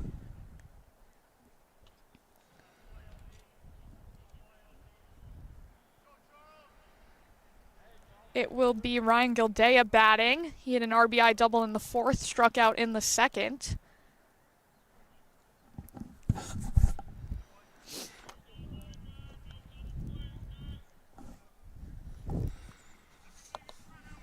So Cassidy's day ends after 5 1/3 innings.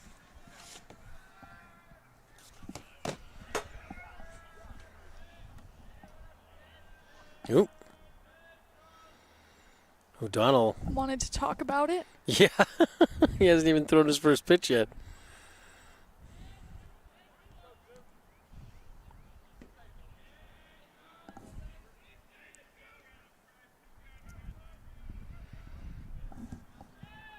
So here we go. First pitch from O'Brien is in the dirt, and it gets by O'Donnell. A run will score for Weymouth on the wild pitch. Runners advance to 2nd and 3rd. That's a heck of a first pitch. Yeah. That's a tough one for Charlie. But like I said, it's such a high-pressure situation For coming a into the freshman, game. for a With freshman. the bases loaded. So it's 1 and 1. Shouldn't it be I think it 2 was and 2 0? and 0. Yeah, Okay, it's yeah. 2 and 0. Well, I Yeah, saw the definitely. scoreboard put up a strike, so I was Yeah, like maybe wishful thinking. 2-0 to Ryan Ferguson. Grounded past Saratella into the outfield, and 2 runs will score for Weymouth. That is brutal. And the Rockets are down 5-4 with still just 1 out. You know, and that's a play that probably would have brought home a run anyways, but at least you would have erased the lead runner on first, and you'd have 2 outs. It would be a 4-4 game. Instead, that happens, and now you're down for the first time in this game, and that is not good. And still only 1 out. And the runner going to take off to 2nd there. Oh, wow. My, how things can change quickly. Yeah.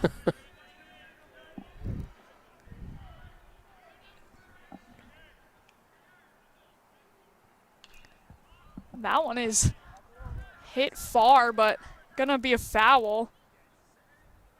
Parents trying to get away over on the side there. Yep. 1 and 1. That one dropped just in front of, who's that, Laishan, right? Yes. He was coming in, but it's just a lot of ground to cover.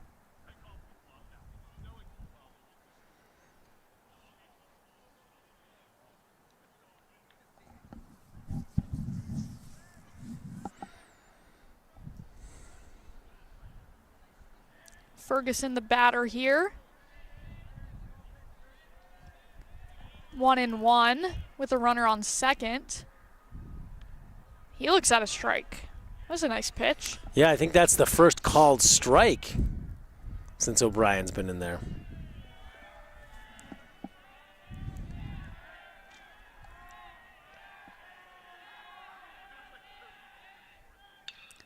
That one is going to be singled, and it gets by Saratella. Though sending the runner home was cut off by Buckley. And now it is 6-4 with a runner on first. Yeah, O'Brien was really looking comfortable. He was dealing 1-2 pitch. You don't really want to give him anything too nice, but you don't want to, give him a bad pitch or anything. But yeah, laced for a single. And again, brings home another run, and that's where the stolen base comes in order. Yeah. They didn't even try to get him. Brings up Adrian Alvarez, who has struck out both times he's been up. Looks at a strike there. One time looking, one time swinging.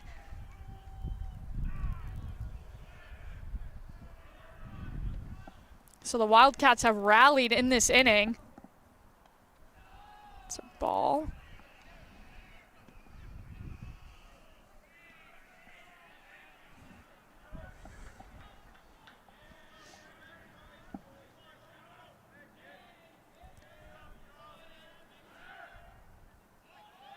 That one gets by O'Donnell. The runner will take second.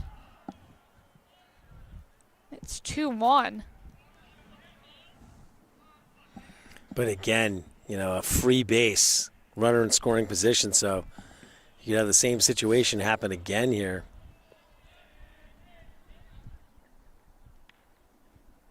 It's a called strike.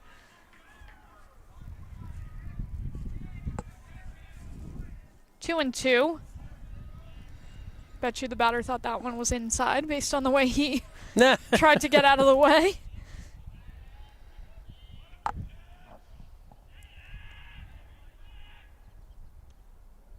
Outside on that one, full count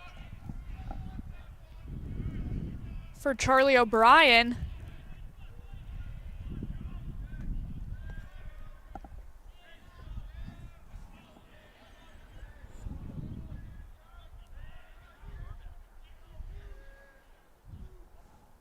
And that one is swung on and missed for out number 2.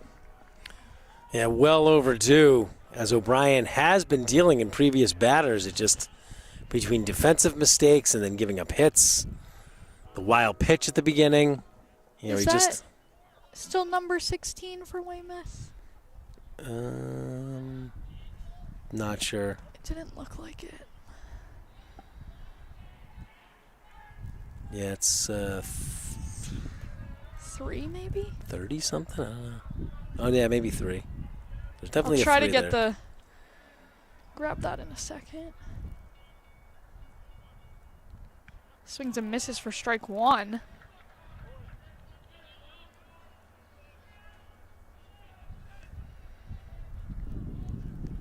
Must be a 30-something based on their lineup card. Yeah, that's what I thought. I thought I saw 2 numbers there.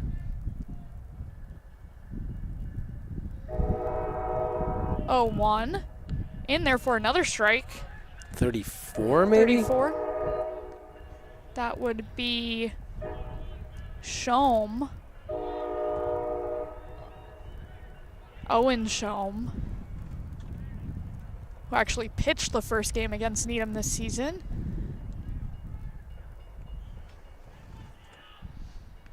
And he's going to strike out looking there. So the Rockets will go to the bottom of the 6th, down 2. 2 strikeouts in a row for O'Brien. Yeah, rebounding very well after all those mistakes, not just, on the mound, in the field, good hitting by Weymouth. But yeah, you respond very well, get the 2 strikeouts, get out of the inning. But yeah, it is kind of a bummer that they're down 2. They were up 2, and now all of a sudden they're down 2. It's a big swing. And that means unless the Rockets have a big inning here, it's like we will be going to that bottom of the 7th now. 4 runs in that one for Weymouth.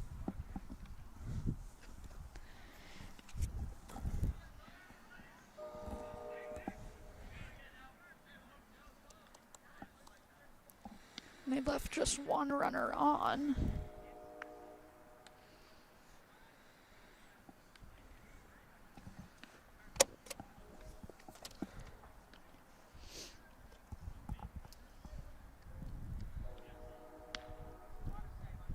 Mills will continue to be on the mound for the Wildcats. It'll be Logan Layish, Will Moreed, and Joey Saratella for Needham, trying to get back into this one.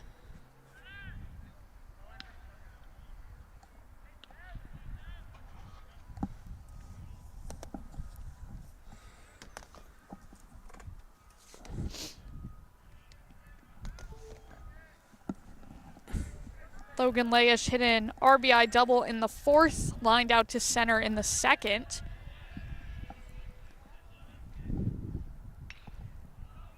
And he immediately hits one to right center. It's going to drop. Should keep going. He will stay at second for a leadoff double. You know, for all we've said about how the Rockets have sort of hung up a lot of these shots that have been caught by Weymouth's fielders, that one just went over them no matter how much time they had. It seemed like it was just going to be, again, up there a little bit too high. But no, I mean, hit to, again, one of the deeper parts of the park.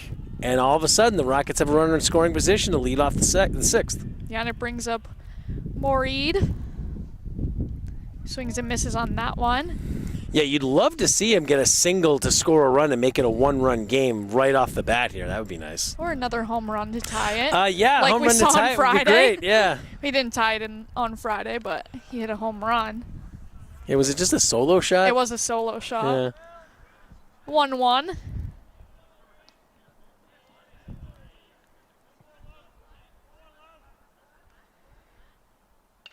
And he is going to hit a single to left. Layish will come around to score. It's going to be a double. Throw into second, not in time. So the Rockets make it a one-run game with an RBI double from Will Moreed. That is huge. And that's, just like I said. I mean, how about that? Two batters, and all of a sudden it's a one-run game. And heck, you never know. Maybe another single, we could tie this game. I don't know, but still nobody out. Still nobody out. It was two doubles in two at-bats. Yeah, I mean, here you could bunt it down the first base side and send Moreed over to third, and then a sac fly could tie it up. But I think the Rockets will probably swing away, try to get the single. Not even necessarily to score the run, depending on where it is. I mean, that hit was perfect because it's a little bit farther out, and so it's harder to get the ball in there. So Saratella did try to bunt in one of his at-bats. He takes ball 2. He also walked in the third and singled in the he walked in the first, singled in the third. But by the way, this is the most runs the Rockets have scored despite the fact that they're down. Fouls that one back. It's the most runs they've scored in any one game this season, so we'll see if they can get another, tie it up. I mean, the offense has, I know we've talked about some of the hits, but it's been really good today. The best we've seen, no question about that. Ball 3 right there. Now, we mentioned earlier that they had the 12-inning game against this team. Do you remember what the score of that game was? It was 4-3. Yeah, so lower Weymouth scoring won. Than this one. Saratella asked for time. Although not much slower. I mean, almost the same. I mean, I guess it depends on what happens here. Can you imagine? It always seems to happen because even in the post-14 game that we did with Weymouth, it went extra innings. And Saratella will walk. So runners on first and second with nobody out for Needham. Yeah, I think the Rockets will take that. Well, yeah, 100%. They'll take anyone on base right now. Uh-oh. And now we'll get a mound visit. I see the Mills. Geese flying overhead. I think that's the center They're fielder. circling around. The center fielder loves when they have these little mound visits and stuff. He's thrown his glove. He's using it as a hacky sack. Oh, he did. Yeah, he just did it again. Well, hacky sack is very in right now. It's always been in. Well, okay. I wouldn't say it goes. always. Sorry, I shouldn't say always. Yeah. So it goes through periods. It has its phases. I remember it being something that a lot of people would do when I was middle school, high school. So Patrick Colleen will be up next for Needham, unless they brought. I wouldn't imagine they brought someone in a pinch hit for him. No, I think that they're hitting it pretty well today. So I think it's a good idea to keep these guys in, keep doing what you're doing in this one. So on the Weymouth ball that got by Saratella, what would you rule that? That's an error. That's Fully? through the legs, yeah. Okay. That's definitely an error. E4. The old Bill Buckner play. Or for Atlanta Braves fans, Tony Fernandez. 97 World Series. Braves are having kind of a good year. Yeah, they go through periods. I heard that their longtime Hall of Fame coach, Bobby Cox, just passed away. Oh, really? Yeah, he was inducted. Oh, I did see that. One of the last years that I was working in Utica. I can't remember if I was able to do his media availability or not. I definitely remember talking to John Smoltz and Tom Glavine, who were two of the legendary Braves pitchers. But yeah, that was that period where they won a whole bunch of division titles. Not that many pennants, though, and they only won one World Series, and it was that year, 97, against Cleveland. In Game 7, the ball went through Tony Fernandez's leg. Fernandez was a great shortstop, too. So who's Played pitching now Toronto. for Weymouth? Is still 44? I thought I saw a different number. Oh, I think it's still 44, isn't it? No, you're right. 19. That one gets by. Runner will advance to third and second. 19 was the one that 44 was warming up with earlier 19? Yeah, in the bullpen, I remember. I'm pretty sure it was 19. Brine, maybe? I really can't read this handwriting very well. Oops. We do the best we can. But yeah, that's definitely 19. All right, so I think it's Brine. Wow, so the Rockets are 90 feet away from tying this game here with nobody out. After the wild pitch. That's ball 2, right? I mean, yeah, I would hope that the Rockets are looking to launch this one into the outfield, but at the same time, maybe they just won't give him a good pitch with first base open, but nobody out. I don't know if that's such a good idea. Colleen pops that one up. And the catcher drops it, so it's a foul and not an out. Lucky break there for And that's Needham. not it, because it's not fair, it's not an infield fly rule. Right. Wow, that is wild. Devin Kelsch, the catcher for Weymouth. Rockets hoping to tie this one up. 2 runners in scoring position with nobody out. Weymouth on their 3rd pitcher today. Clean calls time.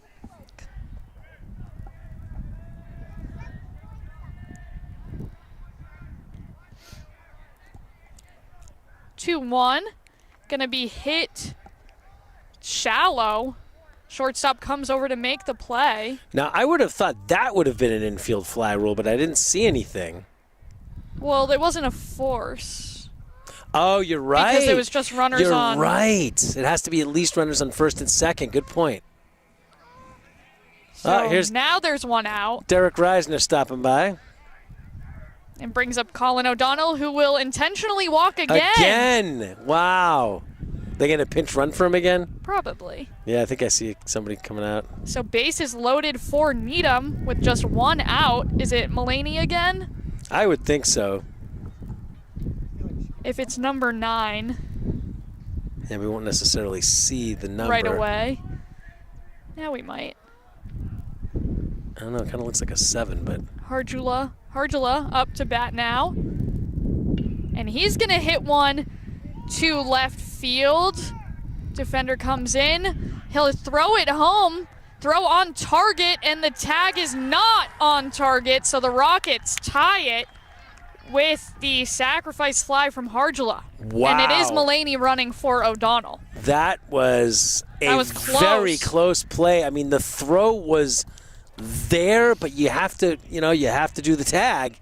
And that's the problem, is that, if it's not perfect, the runner can get in there and the Rockets tie it up. That's a huge Derek, what are you hit. doing over there? Well, not a hit, but huge play for Needham. To let you know, Derek, the Rockets were up 4-2 in this game. In the top of this inning, Weymouth scored 4 runs to take a 6-4 lead, and now the Rockets have scored 2. They have 2 outs, though, but runner's on second and third again, so they could take the lead again right here, but we'll see. 2 outs. Nick Buckley batting for Needham. Struck out in the 2nd, walked in the 3rd, popped out to short in the 5th. And he fouls that one off. After Buckley would be O'Brien. Oh, I think that went down the hill. Yeah, it looks like a parent is going to get it. Hopefully it doesn't end up on, was that Highland down there? I think so. is a ball, count even at 1. So a nice rally from Needham. And now what you'd like to see with the lefty up here, you'd love to see him slice it through the left side here. To bring home, I mean, you could bring home 2 with 2 outs. Instead, he will hit it. It's popped up and the shortstop is under it. We are tied at 6. At the end of the 6th, we will take a quick break and be back with the top of the 7th here on the Needham channel.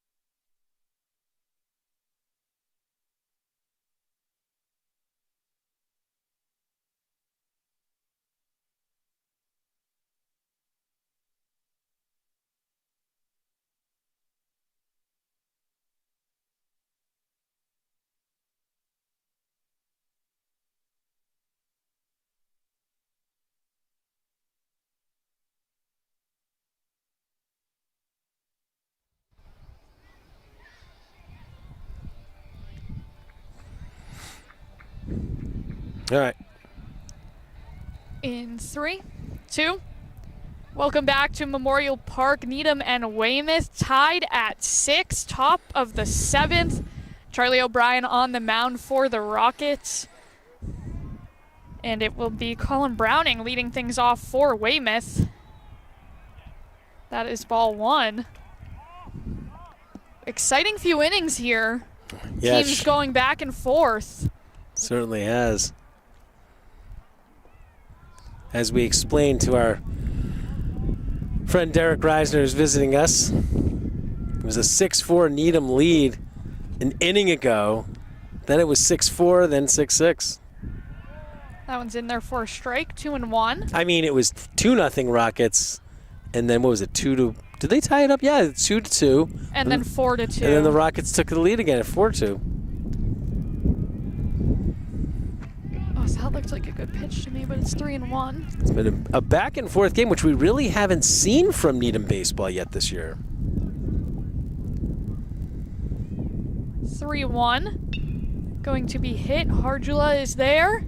Took a weird bounce, but he gets it over to Buckley in time for the out. That's a tough play for Hardula right there, but he does a great job with it, able to get that first out. And it brings up Marshall Thompson, who is 1 for 3 today.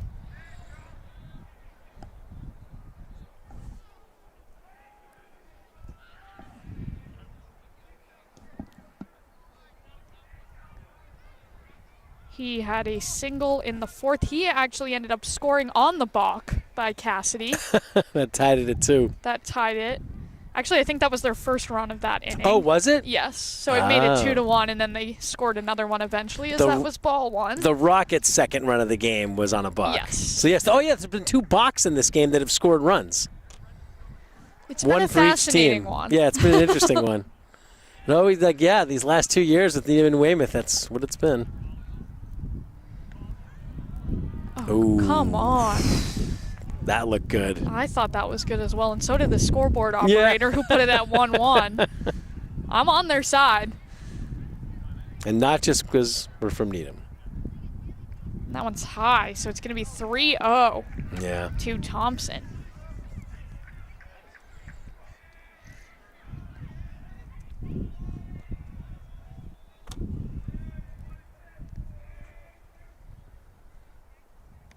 And that one is right down the middle for a strike.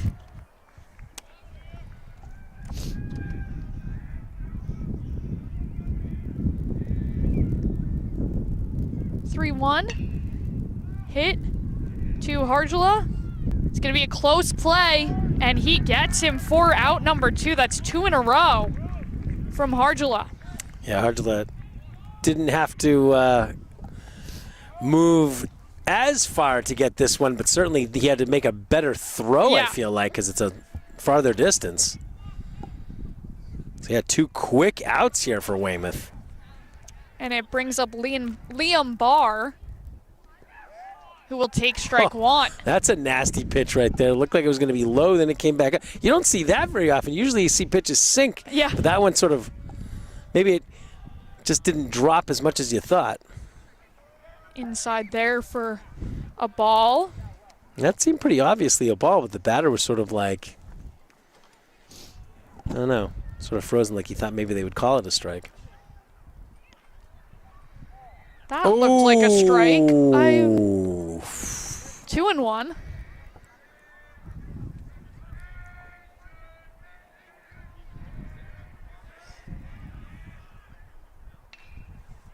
That one is going to be hit to Leish, who makes the catch on the run. Out number 3. We will head to the bottom of the 7th. Yeah, there That haven't was a been nice top of the 7th for No. Needham. not too many opportunities for Leish to make a play like that. Most of these balls that have been hit out to right or to right center or whatever have just been really, really tough plays to make. But that one right in his wheelhouse, and he was able to get it for the out. So, yeah, you'd love to see the Rockets walk it off right here, but Would be something. we'll see. Who's coming up? It will be Charlie O'Brien, Mitchell Pollock, and Logan Leish. Leish did double to start that last inning for Needham. And we've certainly seen O'Brien hit the ball well at times. You know what? I have an extra jacket. I'm going to use it. It's Getting a little chilly. bit chillier Yeah. as we get later into the day. And it will still be Brine, right? Number 13 on for, or 19. 19, yeah, I think 19. Sorry. Now, Derek left his bike here. Maybe he's just going on a little Where walk. did he go? I don't know. We've had lots of visitors today. Well, we've had a Bill couple. and Derek. And also, Harjula's mom Yes. visited us before the game.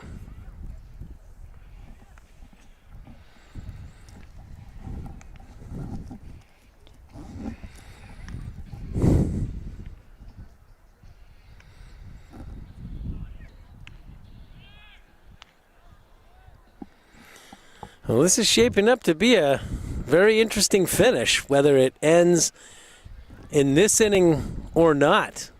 Another great game between Needham and Weymouth. We saw a 12-inning game here last year between these two teams, and during a town meeting night, just like tonight is. If you're watching us live on YouTube, make sure you either turn on the Needham channel tonight, or if you can't, go to needhamchannel.org at 7:30. As we'll have the special town meeting, and if they finish that, they'll continue with the annual.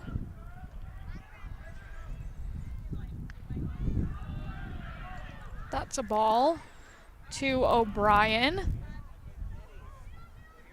who was just on the mound, so quick turnaround for him. Mm-hmm. 1-0 is going to be grounded to the shortstop, Marshall Thompson, and the first baseman cannot get the pick. O'Brien moves to second Yeah, that's an error. on the first baseman, right? E3? Or would you say it was the throw that was the issue I would there? say it was the throw, actually. Okay. E6.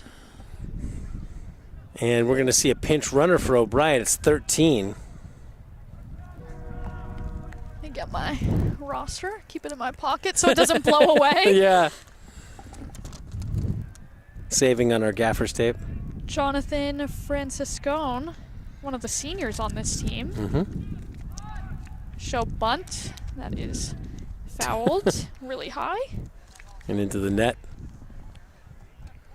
Yeah, I mean, the winning run is in scoring position on second base with nobody out. It's a huge opportunity for the Rockets. It is a fantastic opportunity.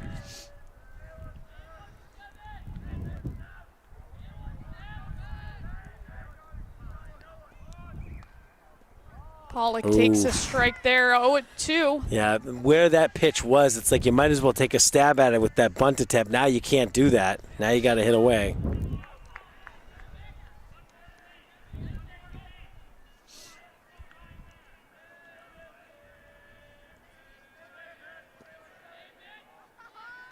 Oh, 2 is a ball. Looked a little close. Yeah, I was going to say Too a little close too for my close liking. for comfort. Yeah. After Pollock would be layish. Well, will be layish.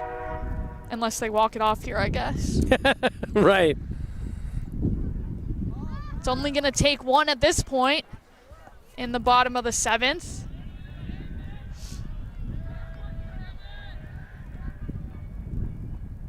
He swings and misses there for out number 1. Yeah, that's exactly what you didn't want to see for Needham. And we've seen them strand plenty of runners in scoring position this season. This game, they've had their best offensive They've still stranded output. 9 today. So it is Layish, who hit a double in the last inning. Takes a ball. I'll tell you, that ball almost got by the catcher. That would have been a gift to the Rockets. Yeah, nice job by Kalsh, unfortunately for Needham. Yeah. 1-0.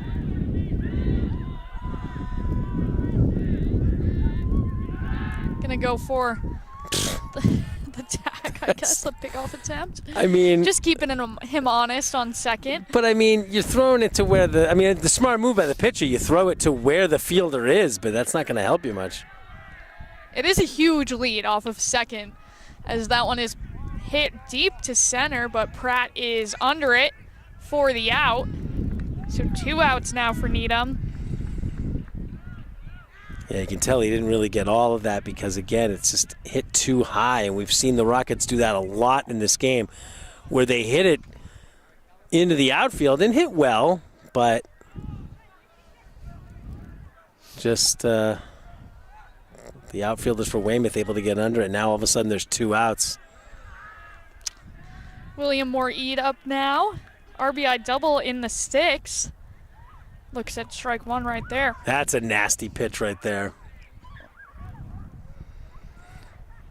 This is Moore-Eid? Yep. All right, we've seen him had some big hits. Didn't he have a big one today, too? Yeah, an RBI double in the 6th. Yeah. And an RBI single in the 4th. The RBI double last inning, did that put them up 6-5, or did it tie it? It tied it. It's 0-2 already, though. Oof.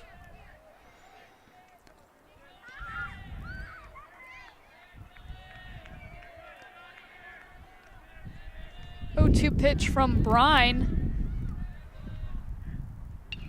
is going to be popped up. It is Thompson coming in for the out, and we will head to extra innings. Brutal. Rockets got the lead man aboard to second base. You had an opportunity to win this game, and you strand him at second. You couldn't even get him over to third. That's a tough one. And now we're going to another extra inning game. All right, Needham Baseball is calling it a single, and O'Brien advanced to second on the error. What's this? The Twitter. They've ruled Which play? The O'Brien to lead the inning. Yeah, no, that's definitely an error. It was not a single. Could be an infield single. No, that is definitely an error. Reached on an error. That's what I mean. You can score it however you like, but I don't. All right, we'll leave it an error. I would say that's an error. I mean, a slightly difficult play, but not the most difficult. I think that if, for instance, he hesitated a little bit more and just didn't throw it, that's an infield single. But because you try to make that throw, I don't know. I mean, it wasn't, again, not the most difficult play in the field. The throw, not a little bit more difficult, but I still don't think that's an error reaching the bag. I mean, yeah, I'd say that's an error.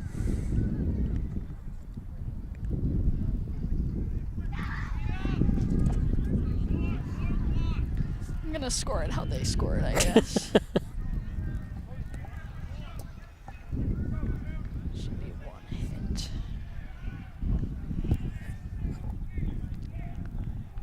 So top of the 8th, it will be Will Pratt, Devin Kelsch, Ryan Gildea. Will Pratt has reached base all 3 times today as he takes ball 1. Doubled in the 2nd, singled in the 4th, walked in the 6th. Swings and misses there. Yeah, how about this? 2 straight years, Needham and Weymouth here at Memorial Park, and we're getting extra baseball. Whether we like it or not. Fouls that one down the third base line. 1 and 2. Yeah, it always seems to be these two towns. Well, even in Legion, it went to extra in the summer last year. Did we do Yeah. a game here? Went to 8 innings That's funny. in that one. So our 3rd time covering an extra inning game against Weymouth in one way or another. Yeah.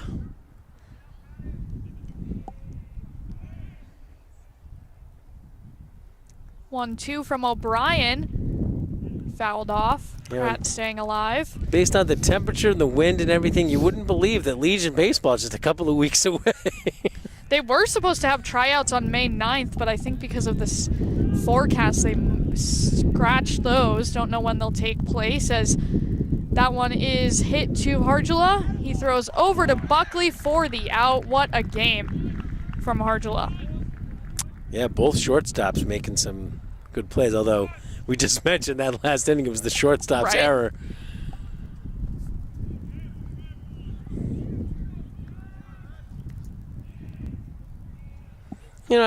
Neither team's been perfect in the field, but both teams have made some great plays.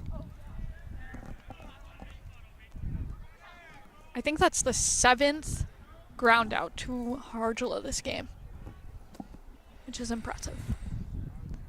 And that one is going to be hit into center for a single. Devin Kelsch, the catcher for Weymouth, gets on board. Brings up Ryan Gildea. Yeah, that's a big one for Weymouth. They've had a lot of innings where they've gone down 1, 2, 3, but when they've gotten runners on, I feel like they've done well. Yeah. They've only left 3 runners stranded today, compared to Needham's 9. Mm-hmm. And that one gets by Buckley. Runner stays at second. Ooh. Luckily for Needham. Probably could have taken off as Layish. Layish kind of lost the ball there for a minute. Yeah, he did. We'll get a mound visit. So 2 back-to-back singles I think, for the Wildcats. Is that 4 that was just warming up? I guess. That would be Mutri, I believe.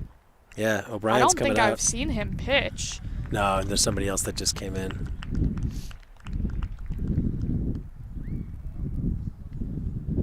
Ryan Ferguson due up for the Wildcats. I think 4 was, Mutri was warming up, but this is, he hasn't turned around 21? 17's kind of in my way here. 18? Oh, Ian Matonis. Oh, we actually saw. We've seen him a plenty, few yeah. times, yeah. He had a nice. I'll get his stats from the Newton South game in 1 second.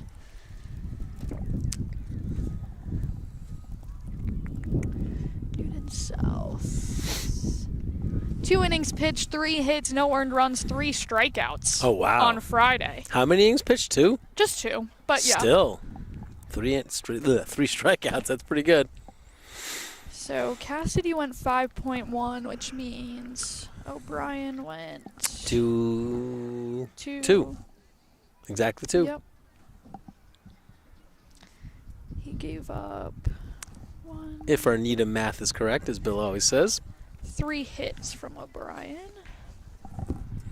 He So- struck out 2. I'm still curious as to where Derek Reisner went. He left his bike here, and he sort of disappeared. He's a mystery. Can't pin him down. I don't know.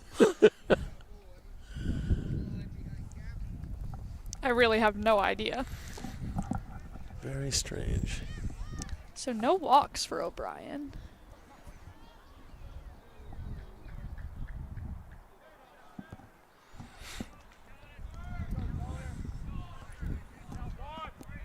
It's Ryan Ferguson, like I mentioned, up for the Wildcats, trying to bring these 2 runners home. Ian Matonis trying to shut them down. That is ball 1. Not a bad pitch, though. Yeah, it's just 1-0. Scoreboard had 1 and 1 for a second. No, that's definitely his first pitch.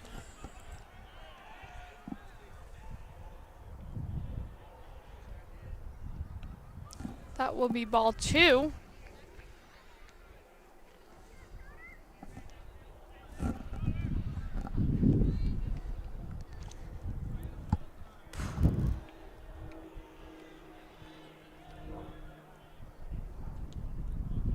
There's a strike. 2 and 1.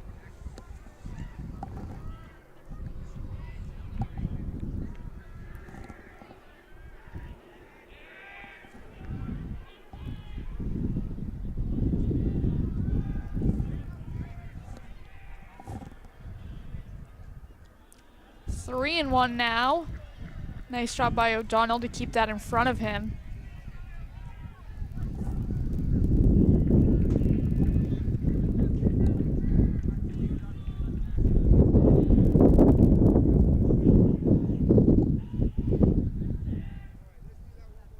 That one is hit.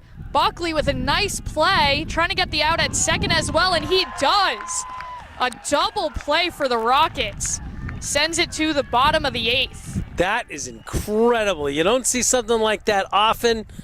Rockets getting a bit of luck right there. No damage. This is one of those things. What was it? We had 1 out, runners on first and second. There aren't many opportunities. Wow, the Weymouth coach is talking to the umpire. What is he saying? I guess it was close, but it looked like he got him. What a play. What was close? What a play by Buckley at first? No, he thinks the throw at second was close, I'm assuming. I don't know. It seemed pretty bang play to me. Yeah, it's not often you see a double play the other way instead of a second to first. It's not as common, but it's certainly not, let's just say this. I think I've seen that more than 2 Bucks that have scored a run in the same game. That's true. Which we did see early in this game, folks. If you're just joining us, going into the bottom of the 8th, which is, by the way, extra innings in high school baseball, earlier in this game, a run for each team was scored via balk. You'll have to watch our YouTube. The highlights. Well, no, I was going to say the rebroadcast of this. Once the game is done, we'll have the game available right to YouTube. But yes, we will have highlights on the Needham Channel News coming up Thursday at 7:30, along with tomorrow's boys lacrosse game against Framingham. So they just leave 1 on base there, technically. Yes, the runner at third is stranded. Yes. Which puts them at 4 on the game, the Wildcats. Joey Saratello leading things off for Needham in the bottom of the 8th. He has walked twice today, singled as well.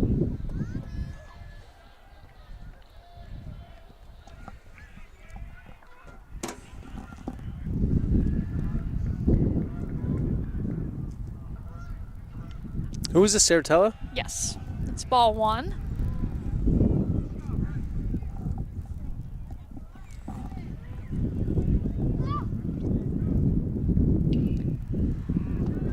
That one is hit to center field, shallow, and Pratt is there.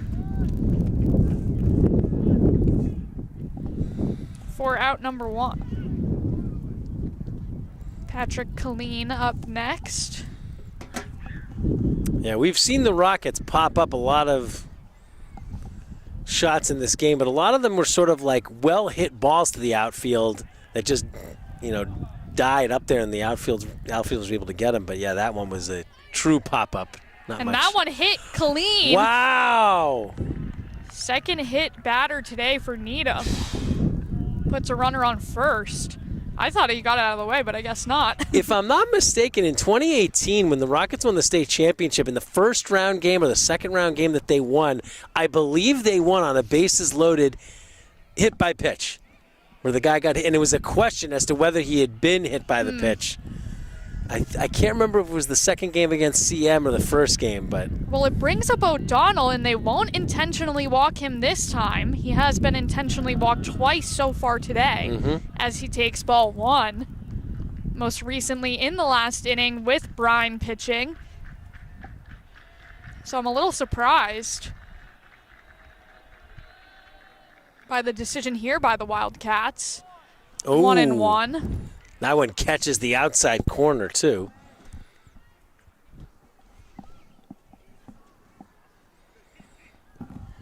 It almost felt like maybe I just feel like you've done it twice. Weren't going to give him anything good, but they don't want to just intentionally walk him. But right there, he catches the corner. That one is going to be hit into center field right through the gap. Runners on first and second now for Needham. First hit of the day for O'Donnell. They hold up Killeen, and yeah, they're going to do what they always do, which is pinch run for him. Is it Mulaney again? Probably. I can't tell because 20 here's in my way, but... Just one out for Needham with 2 runners on. Harjula next. He did score a run on a sac fly in the 6th. Yeah, I think that is Mulaney.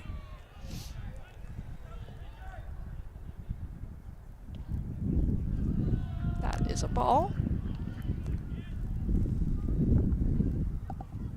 Rockets with the winning run in scoring position, 1 out here. They could walk it off. Oh! Right down the middle there. What was the check swing for? That was a good pitch.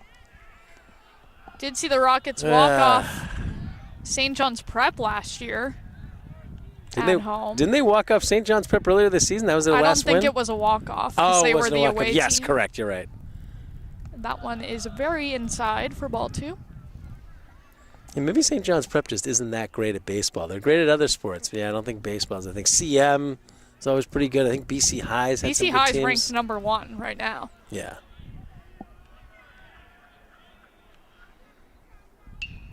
That one is going to be hit. They're going to try to turn a double play, and they get both. What? No, they did not. They did not? No, they already had one. Yeah, no. Runner safe at first. He beat out the throw. Because there was All right. already 1 out. So if it had been Oh, a double yeah. play, it would have ended the inning. I So thought they got the throw over in time. Rockets on do, the corners. yeah, Rockets do get the runner to third base. So even though there are 2 outs, a hit could win this thing. Who's up here? And it will bring up Nick Buckley, who had that great play at first for the double play. Defensively for Needham, he bunts it, Well, not exactly a bunt, but yeah, just and that will end the 8th inning. Let's take a quick break. We'll be back with the 9th inning, more extra innings here on the Needham Channel.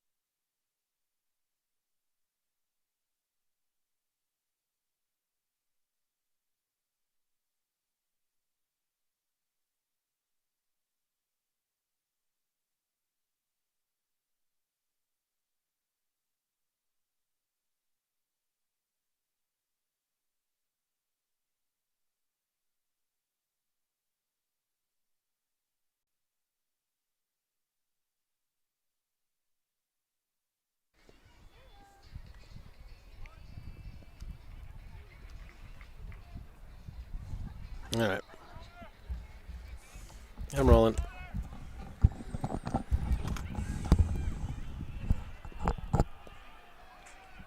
In 3, 2.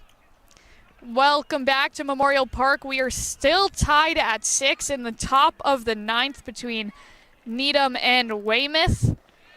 Adrian Alvarez will lead things off for the Wildcats. He struck out 3 times today. Really? So if he were to strike out again, he technically, well, I think it has to be like an offer, but it could still be the golden sombrero. Well, he is over. Oh, he is offer. Yeah. So And that's a strike. So if he strikes out here, he gets the golden sombrero. Did we say the last year? Yeah. This game, they had a couple of guys And that had the golden sombrero. I think he might be one of them. I'm going to go check. But he fouls that one Well, off. it's 1 and 2. 1 and 2. 1 and 2. So he has a chance to right here. Oh, it was not him. No. It was Ryan Gildea. Oh. But that would have been something. He will swing and And miss he does there. get it, yeah. So, golden sombrero. Poor guy. Sorry, bud. Yeah, golden And sombrero. out number 1. 0 for 4 with 4 strikeouts. How many strikeouts? Well, I'm not going to ask you that now, but I'd say the Rockets pitchers have. They have a bunch. 8. That was the 8th. Mm-hmm. And that one is fouled back by, it should be Owen Sham if they kept the same. He was brought in to pinch hit in the 6th.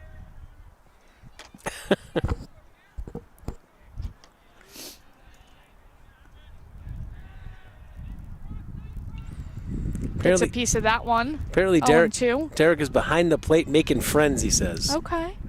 Is that 34 still, can you tell? That's batting? Yeah. I don't think so. I think I see. Is it 16 again? Did they switch again? Could be 16. Yeah, it could be. I can't see exactly. Yep. Oh, yeah, that's definitely 16. Okay, so Owen Sham batted for Sam Abbott, but now Sam Abbott is back in.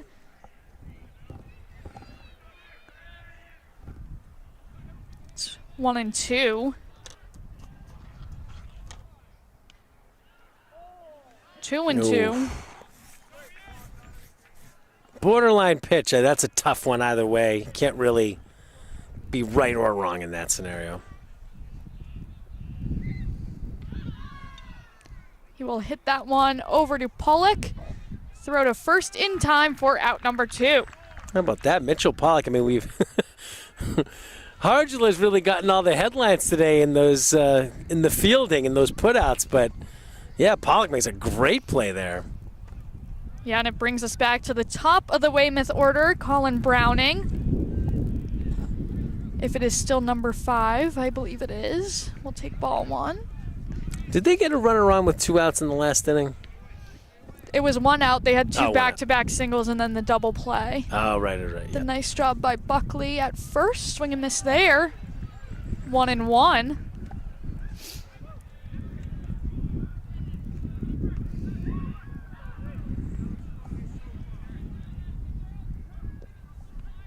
That's a great pitch. 1 and 2.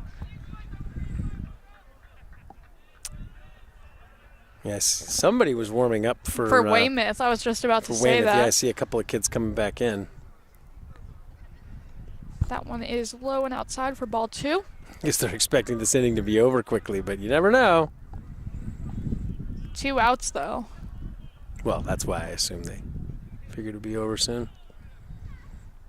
And another swing and miss there. Second strikeout of the 9th. And the Rockets, again, will have a chance to walk it off in the bottom half of the inning. Theoretically, yeah. I feel like Weymouth has really struggled in these extra innings. Of course, Well, they had the 2 I hits was in just the gonna last say, one. they did put the 2 runners on, and the crazy reverse double play is what got the Rockets out of it. But yeah.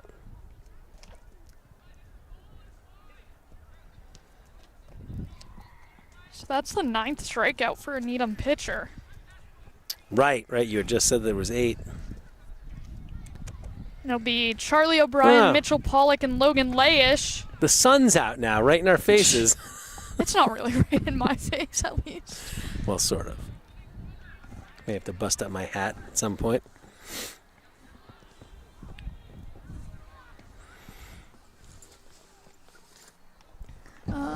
And I think it's still 13 on the mound right now, is it? Or 19? I keep saying 13. 19. Brine.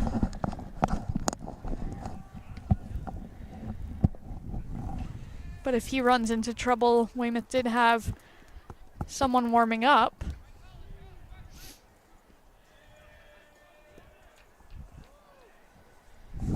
There he is. Wait, is that O'Brien? What's that? That's batting? Yeah. No, because he's a righty. So who is what? Can you see what number that is? I cannot, but let's see. That is outside. Or did I mess up the book? Yeah, I cannot tell what number that is. 19, 13? No. Well, 13 did come into pinch run. No, not. Wasn't Mulaney? Or 13 came into pinch run for O'Brien. Oh, you might be right. 2-0. I think that is 13. 3-0, I think now. Who's 13? I really can't see. James Franciscone, I think. Oh, yeah. I think that is who that is. I can't tell. Hey, Derek, we're trying to figure out the number of the batter for Needham. I think it's 13, but. And he will walk to put a Needham runner on. Yeah, I think it is 13. I think it's Francis Song.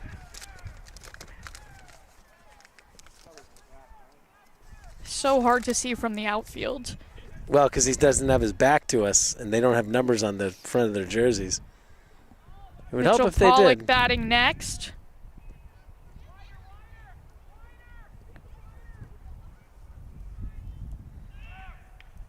He bunts. Runner will advance. He will be out. But a runner in scoring position. Oh, it's 18. It's Matonis. Oh, okay. But, yeah, he's in scoring position with one out. Thank you, Derek. Thank you, Derek. Did you notice that this is what they have behind home plate? What is it? It's a phone recording it, and they got like a. Yeah, it's for microphone up Game there and Changer, I'm battery. sure. Oh, it's like a video? I don't Yeah. know who's doing But it. what's with all this other stuff? That's the battery. That's the microphone. Huh. Yeah. So Ian Matonis on second for Logan Layish. Takes a strike. Sorry, there's one out. And it's 0-1.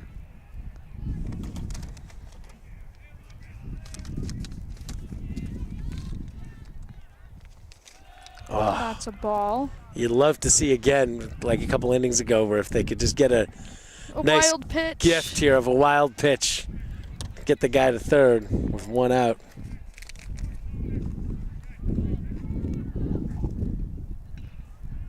Fouls that one off. 1-2.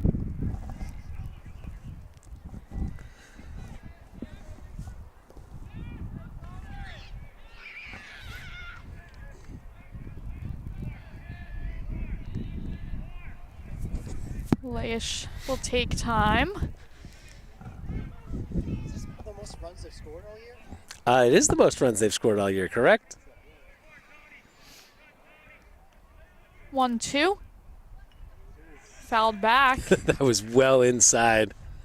It's just like hanging here. It's like the ball is just like- Layish stays alive.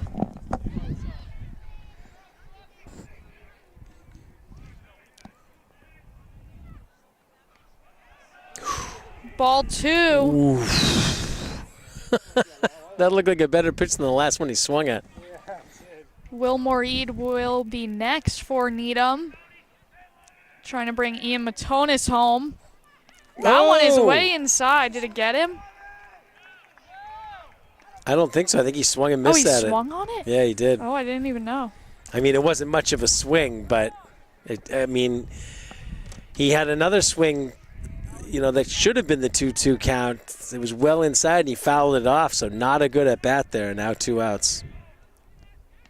Ooh, that looked good. Moreed looks at strike 1. Yeah. Moreed has had a good game offensively. I mean, a single here could win it all. Oof. Fouls off another. That's an 0-2. interesting foul. Yeah, he's 2 RBIs today. Also scored 2 runs.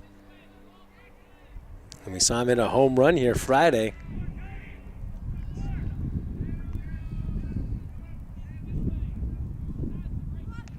Swings and misses on that one, and that will end the 9th. Ugh. Brutal. Still tied at 6. Well, this is getting up there. It's got a 10th inning. Going to the 10th inning. Yeah, these two teams played 12 last year here, so. Fun stuff, fun stuff. 7-9 is their record, Derek. 3-10, I believe. You know, the Rockets have only won 1 game in their last, like, 11, I think. I think 10. I think they've lost 9 of their last 10. Yeah. Their only win was a win over at St. John's Prep a couple of weeks back.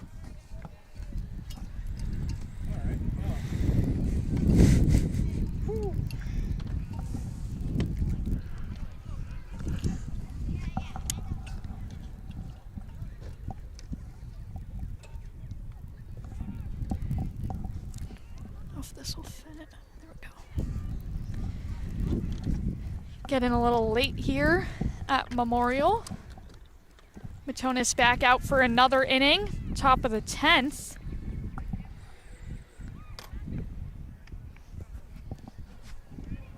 One of these teams just waiting to break through. Yeah.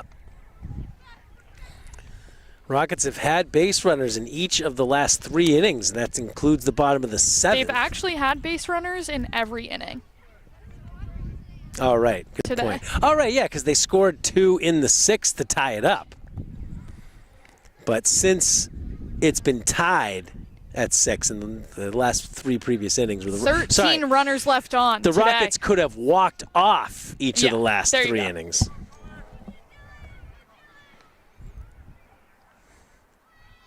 And unfortunately, It's still impressive to get base runners on every inning. yeah, Like, that's like a for pretty this good team, day. for this team, yeah.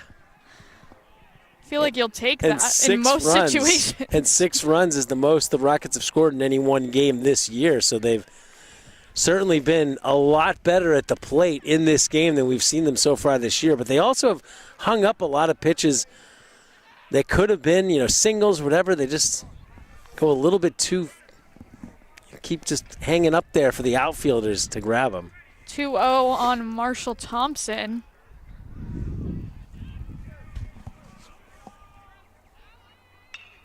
It's that one to Harjula. Oh, Bounce gets by and into the netting, so he will go to second. we haven't seen that much from Harjula. He usually is pretty steady over there at shortstop, but that one just bounced before it got to first. And we're going to get a mound visit now. I don't know why. I mean, Matonis has pitched He's very been well. dealing, yeah. I don't think you really need to calm him down. I mean, I wouldn't think. What's that, Derek? Why they're doing it. They're probably trying to discuss the situation. Yeah. Talk about what to do behind him as well. Let's think about the situation a little different now. So that's an error. Yes, definitely an error.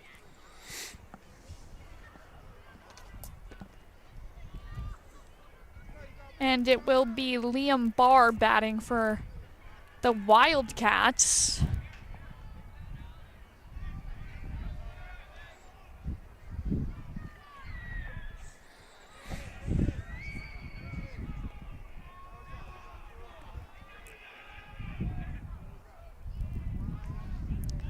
Runner on second, nobody out. To try to get him at second. Will not work.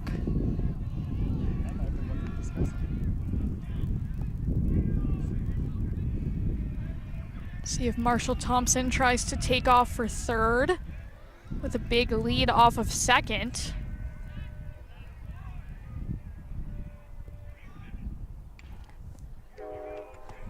That one is fouled for strike one.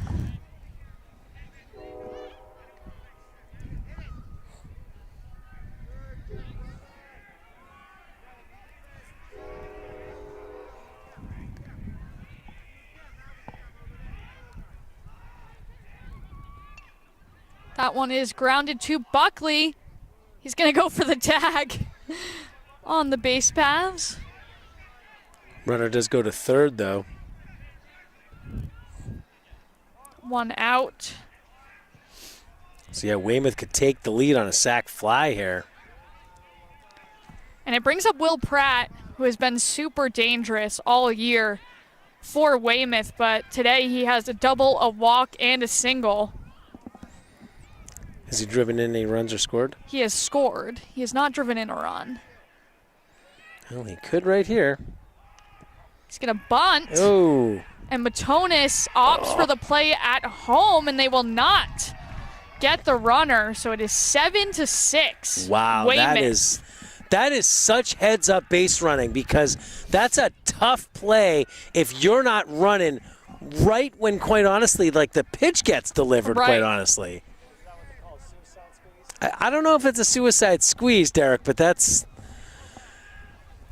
a close one, you know. It's a tough play, and that's great base running by Weymouth, and they do take the lead for the first time since they were up in the bottom of the sixth. This game has gone back and forth. Yeah, and it's not even an earned run for Matonis, who has still pitched very well. O'Donnell going to try to get the runner at second. Nice backup by Harjula to not let that one go into the outfield. Yeah, it's not an earned run because the runner Got that got on the error. on the error, yeah. Although, It is a stolen base for Pratt, however. according to the way Needham scores it, it wouldn't. Maybe that's a single. I don't know. No, it was an error. Well, so was the other one. Oh, actually, it looks like the base runner here. Pratt got a little shooken up. Yeah, he was. I think he hyperextended his leg, or I don't know, maybe just. He had a weird slide. Yeah, it was a weird slide. He was trying to hold on to the bag and not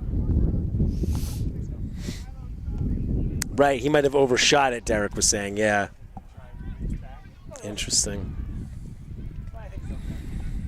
And he's going to stay in there, no pinch runners or anything. I mean, this is big for Weymouth. They only have one out, and they have a runner in scoring position again. So, And I don't think you want to take Pratt's speed off the bases, even if he's a little... right. Is he's the center fielder? Yes. Yeah, and that's another thing you don't want is that You don't want to take him out. Not that pinch running would make you take him out, but if he was hurt, Right. that would be something big for the Rockets in the bottom half of this inning. But yeah, I mean, getting a 2-run lead for Weymouth, I think right now would be huge. I mean, the 1-run lead is obviously big too. That one is going to be popped up. Saratella tracking back, and he drops it. Wow. But the runner stays put on second. Yeah, you have to. You had to stay there because if he You had didn't caught know, it, yeah. that is wild. Oof. Rockets haven't made many Not many mistakes mistakes, in the but in field. this inning they have. But when they have, it has come back to bite them. I feel like, didn't they make an error the inning that Weymouth scored the 4 runs? Didn't it? Yes. It went through Saratella. Yes. Oh, man. And 2, I'm calling that an error as well, right? Or is that Yes, it? Yeah, I would okay. say that's an error. That is an easy play that should have been made. So 2 runners on, just 1 out. Ryan Gildea up now. And he lines that one back to Matonis, hits off the glove, only plays to second, where they will get 1 out. So runners on the corners. Yeah, you know, I think that's the best situation for the Rockets because you get that second out, no runner scores. I mean, it's not a forced play, but you're not going to get him at third. Right. So, I mean, that's the play you make. I think that's a good situation for the Rockets. Nice recovery after he got hit in the glove there. The guy in first going to second hesitate a little. Yes, because if he caught it in the air, he could be doubled off, and the inning would be over. So Ryan Ferguson up now. Derek was saying that the runner on first sort of hesitated, and that's why it was easier to get him. And yeah, because if he had caught it in the air, That one is going to be hit. that's trouble. Colleen and Harjula coming in for it. What a catch by Colleen. What? Huge play in the outfield for Needham.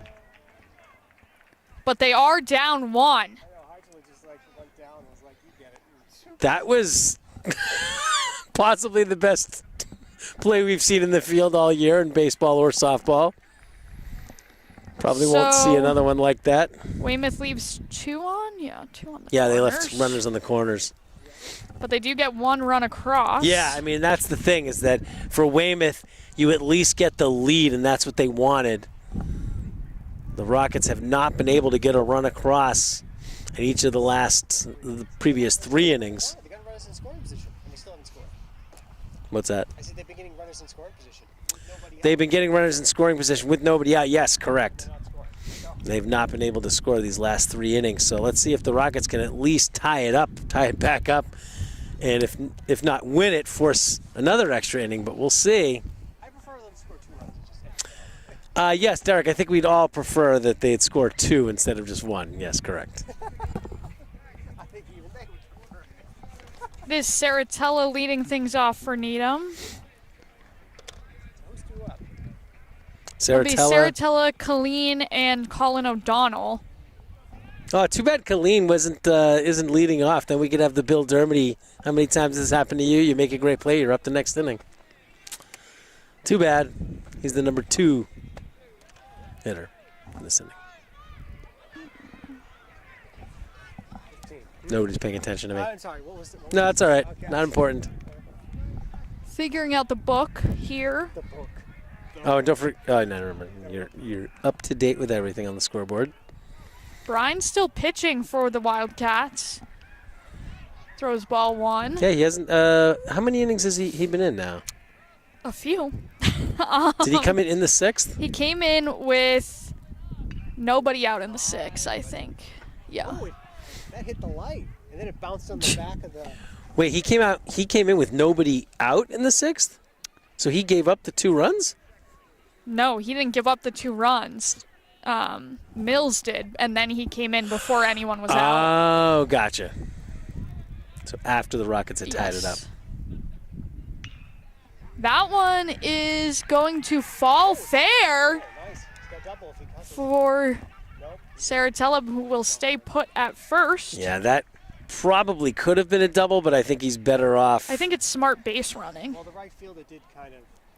He didn't quite get a grip right away, so he might have made it. But of course, you can't predict that when you're running around. It's a little difficult knowing how quickly the field is going to get it in, but This guy made the catch, right? Patrick This is Colleen Colleen, up yes. now. This guy who made the nice catch. He's been hit by a pitch twice today. what? Oh, that's right. That was. So he Throw was back to first, not in time. wow, that's crazy. Not only has he been hit once, but both times that a player has been hit by a pitch, it's been him.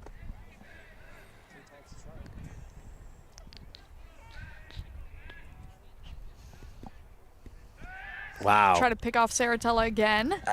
Does Saratella have that much speed? I mean, I He know. does have a bunch of steals, I think, so far on the year. If I were him, I would concentrate on the hitter, but I guess the whole point is you don't want him to get into scoring position. But the Rockets have had a bunch of runners in scoring position the last couple innings and haven't gotten them home. That one is high for ball 1.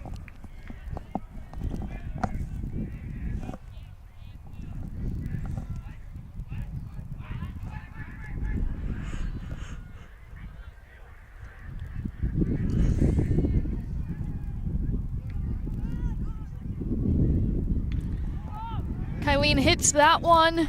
It's going to go to shallow right, and the catch will be made for out number 1. Looked a little bit like it could have been in no man's land, but Yeah, I was going to say Colin again. Browning comes in for that one. Again, like we've talked about in this game, the Rockets just, these shots, they hit them pretty well, but they just hang up there a little bit too much and have allowed the Weymouth outfielders to get under them to make these catches.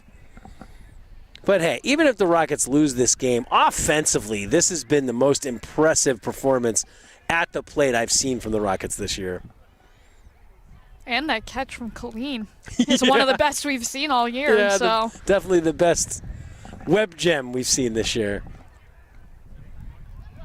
Is that still a thing, web gems? I don't know. yeah, it is. Because they don't say baseball tonight's not a show anymore, right?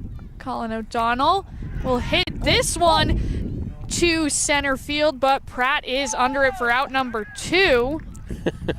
Had a lot of Yeah, again, it got a it lot got out far. of it. Derek right next to me. He's like, oh.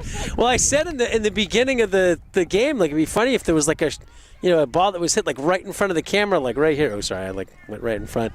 But yeah, that one was to the left. But So Rockets on their final out. Hardula, the batter. Saratella takes off, and he will get there for a stolen base. yeah, two made it pretend like he actually had the ball. I knew the tagged him. catcher didn't throw it, but Yeah.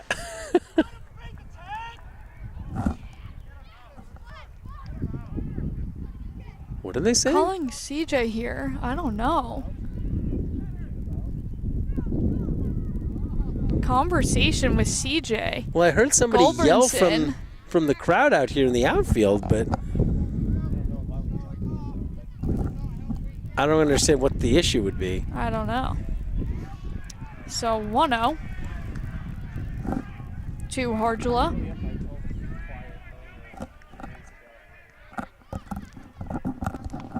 Swing and miss there. 1-1. So this is Hardula. He tied the game in the 6th, right? So he's got a chance to. Yes, he did tie the game in the 6th with a sac fly. Saratella taking off for third. Throw is not in time. 2 stolen bases here for Joey Saratella. That's a little too close for comfort. I don't know if I would have done that if I was Saratella. Well, with it being 1-2, Yeah, the thing is, you get a wild pitch here, and all of a sudden the game is tied now, so you never know. Although we haven't really seen that in these later innings. pitch from Brine.